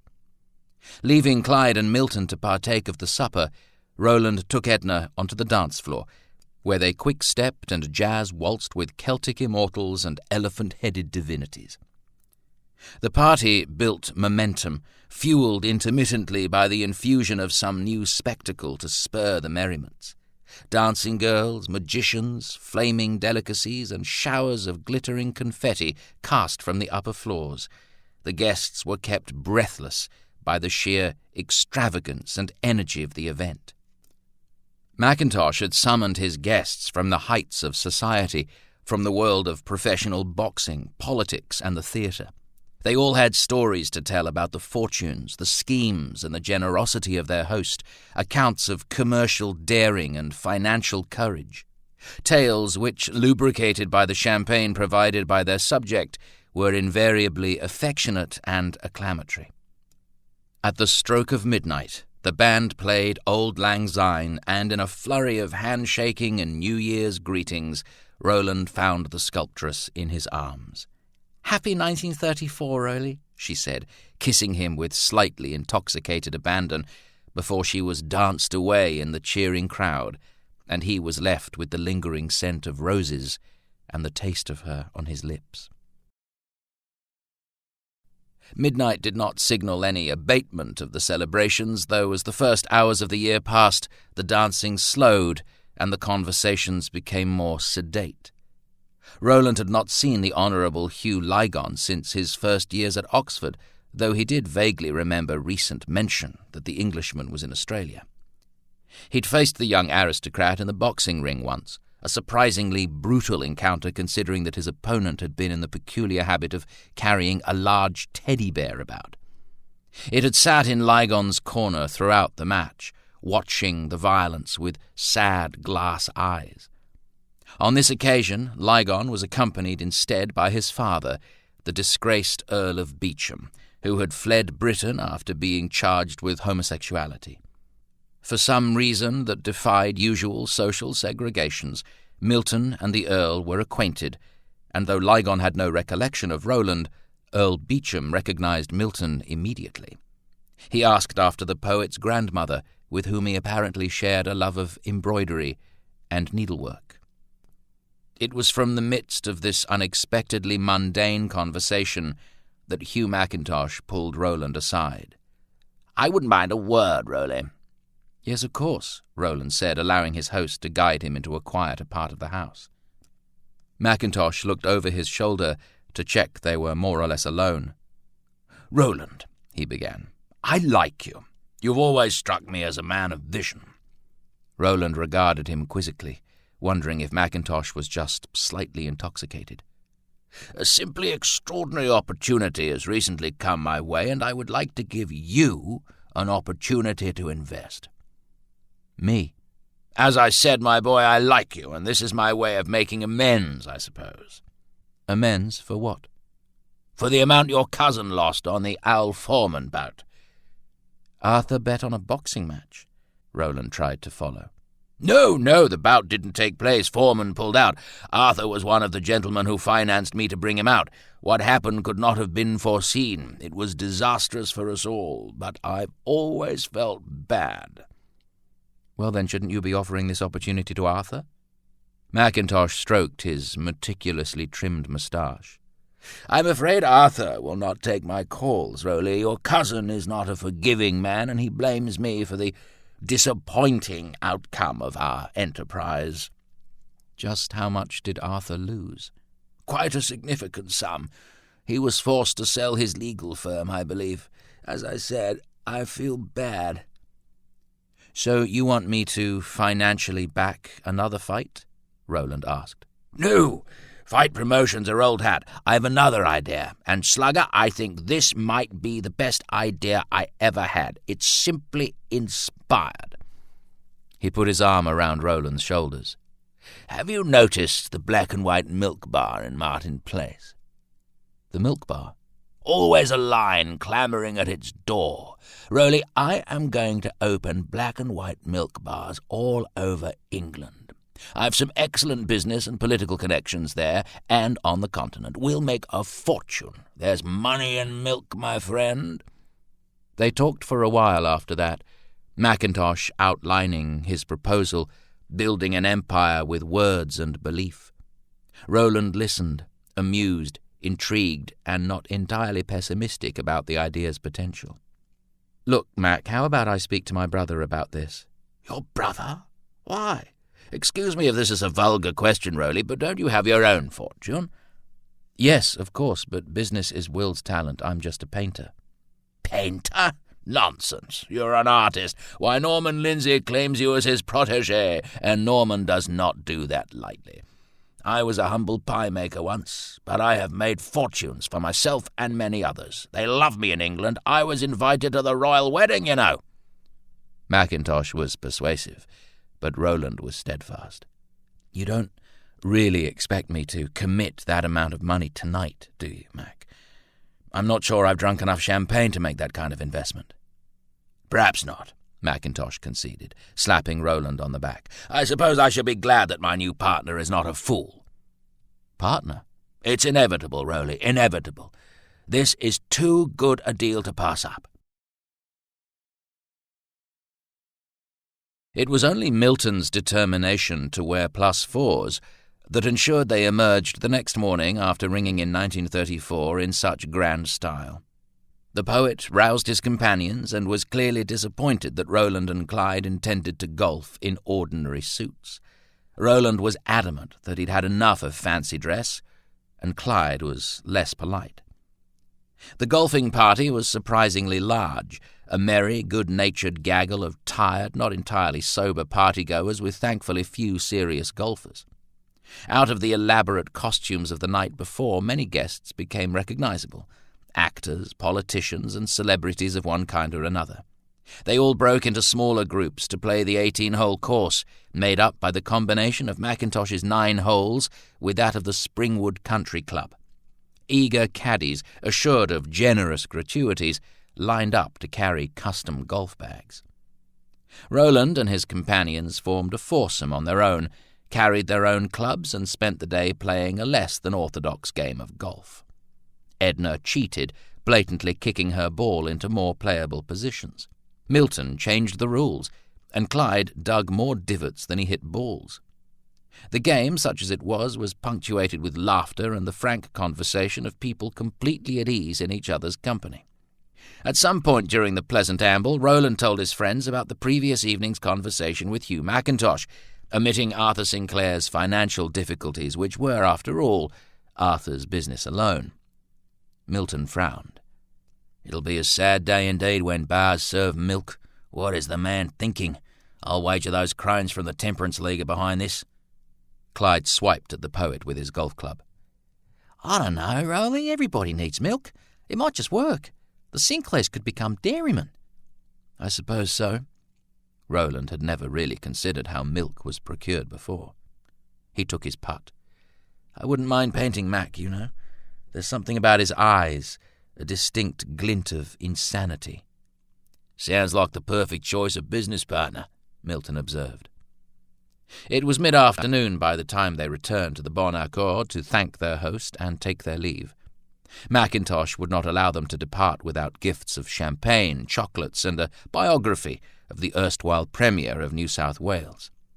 It seemed that Premier Lang had commissioned Mackintosh to write the volume and, unhappy with its scandalous contents, had refused to pay him, which of course recommended the book in itself. He inscribed a volume for each of them, with the same theatrical flourish with which he appeared to do everything. In Roland's he wrote, "To a fellow fighter, milk bars." Roland smiled. "I won't forget, Mac."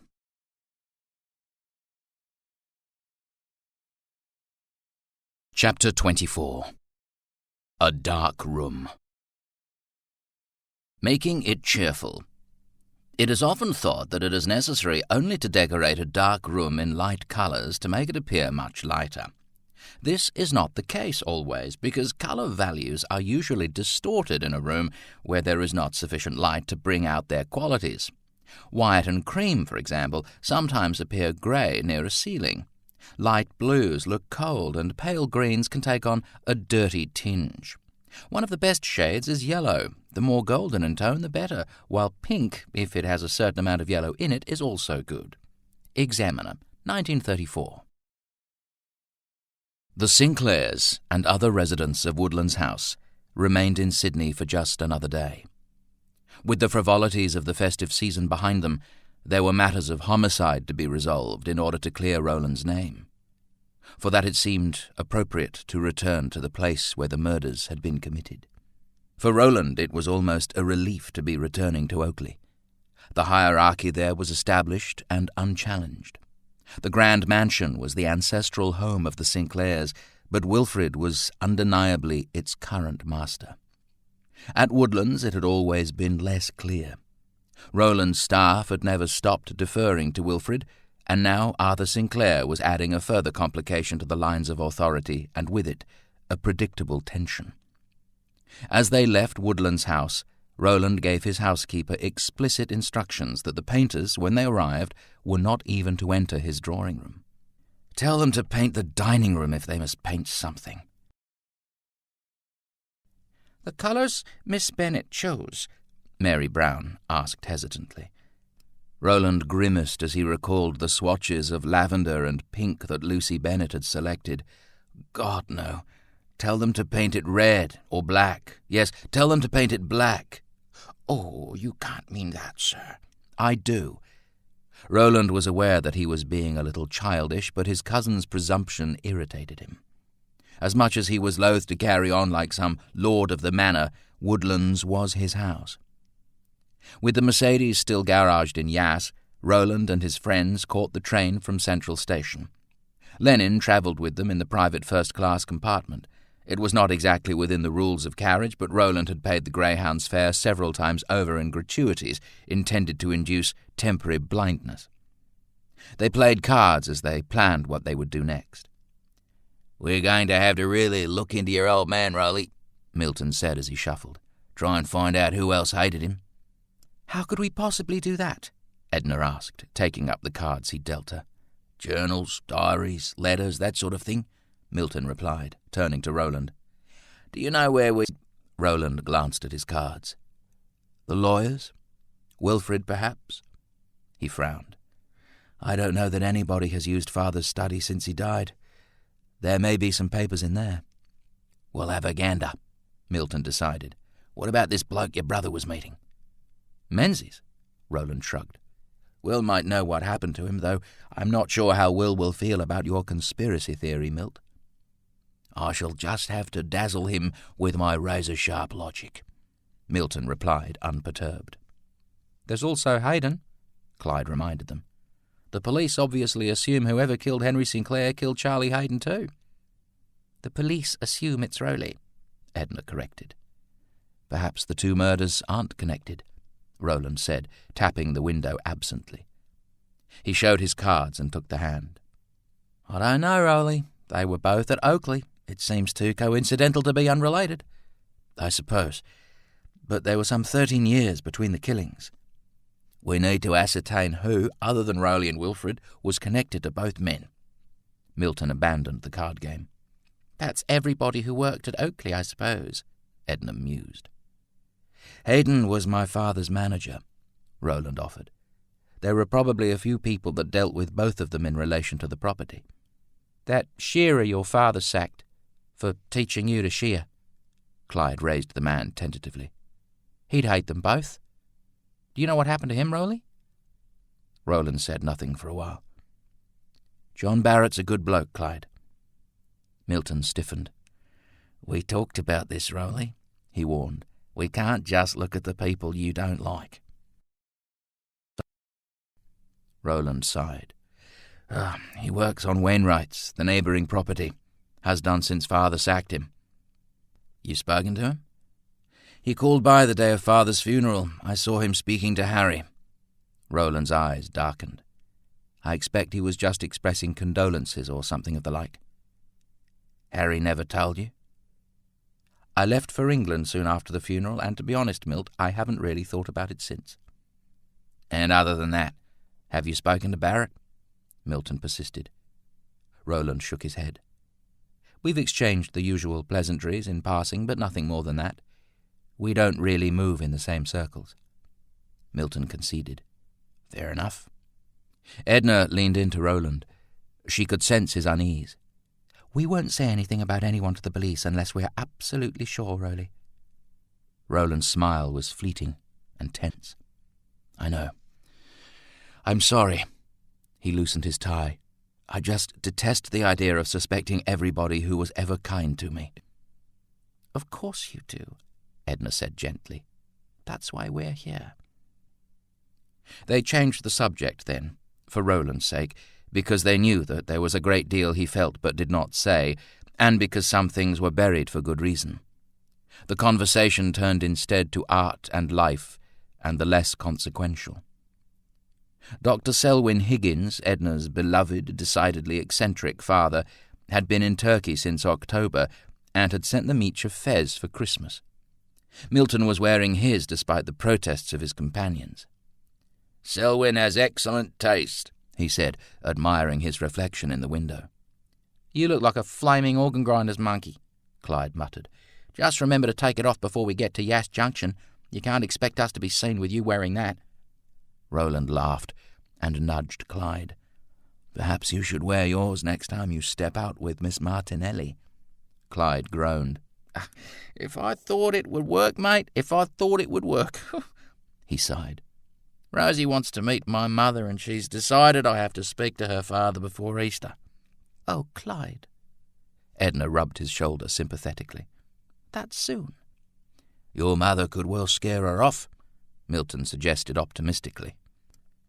"I don't want to do that. Well, not entirely. Rosie is a great girl. I just don't want to get married. Not yet." Clyde discarded his cards miserably. "Anyway, it's far more likely that she and my mother will join forces, and then I'm doomed." Roland winced. "I thought your mother was still hoping you'd join the church. Doesn't she owe a son to God?" "My brother Tom is talking about the seminary," Clyde replied resentfully. Clyde's Catholicism was of the unobtrusive sort, more traditional than theological. But it seemed he'd come to rely on the expectation that he would eventually enter the priesthood as his protection against the expectation that he would marry. Milton placed a comforting hand on Clyde's shoulder. "Chin up, mate. If we can save Rowley from the gallows, we should be able to save you too. You'll just have to wait your turn." This ends CD 6.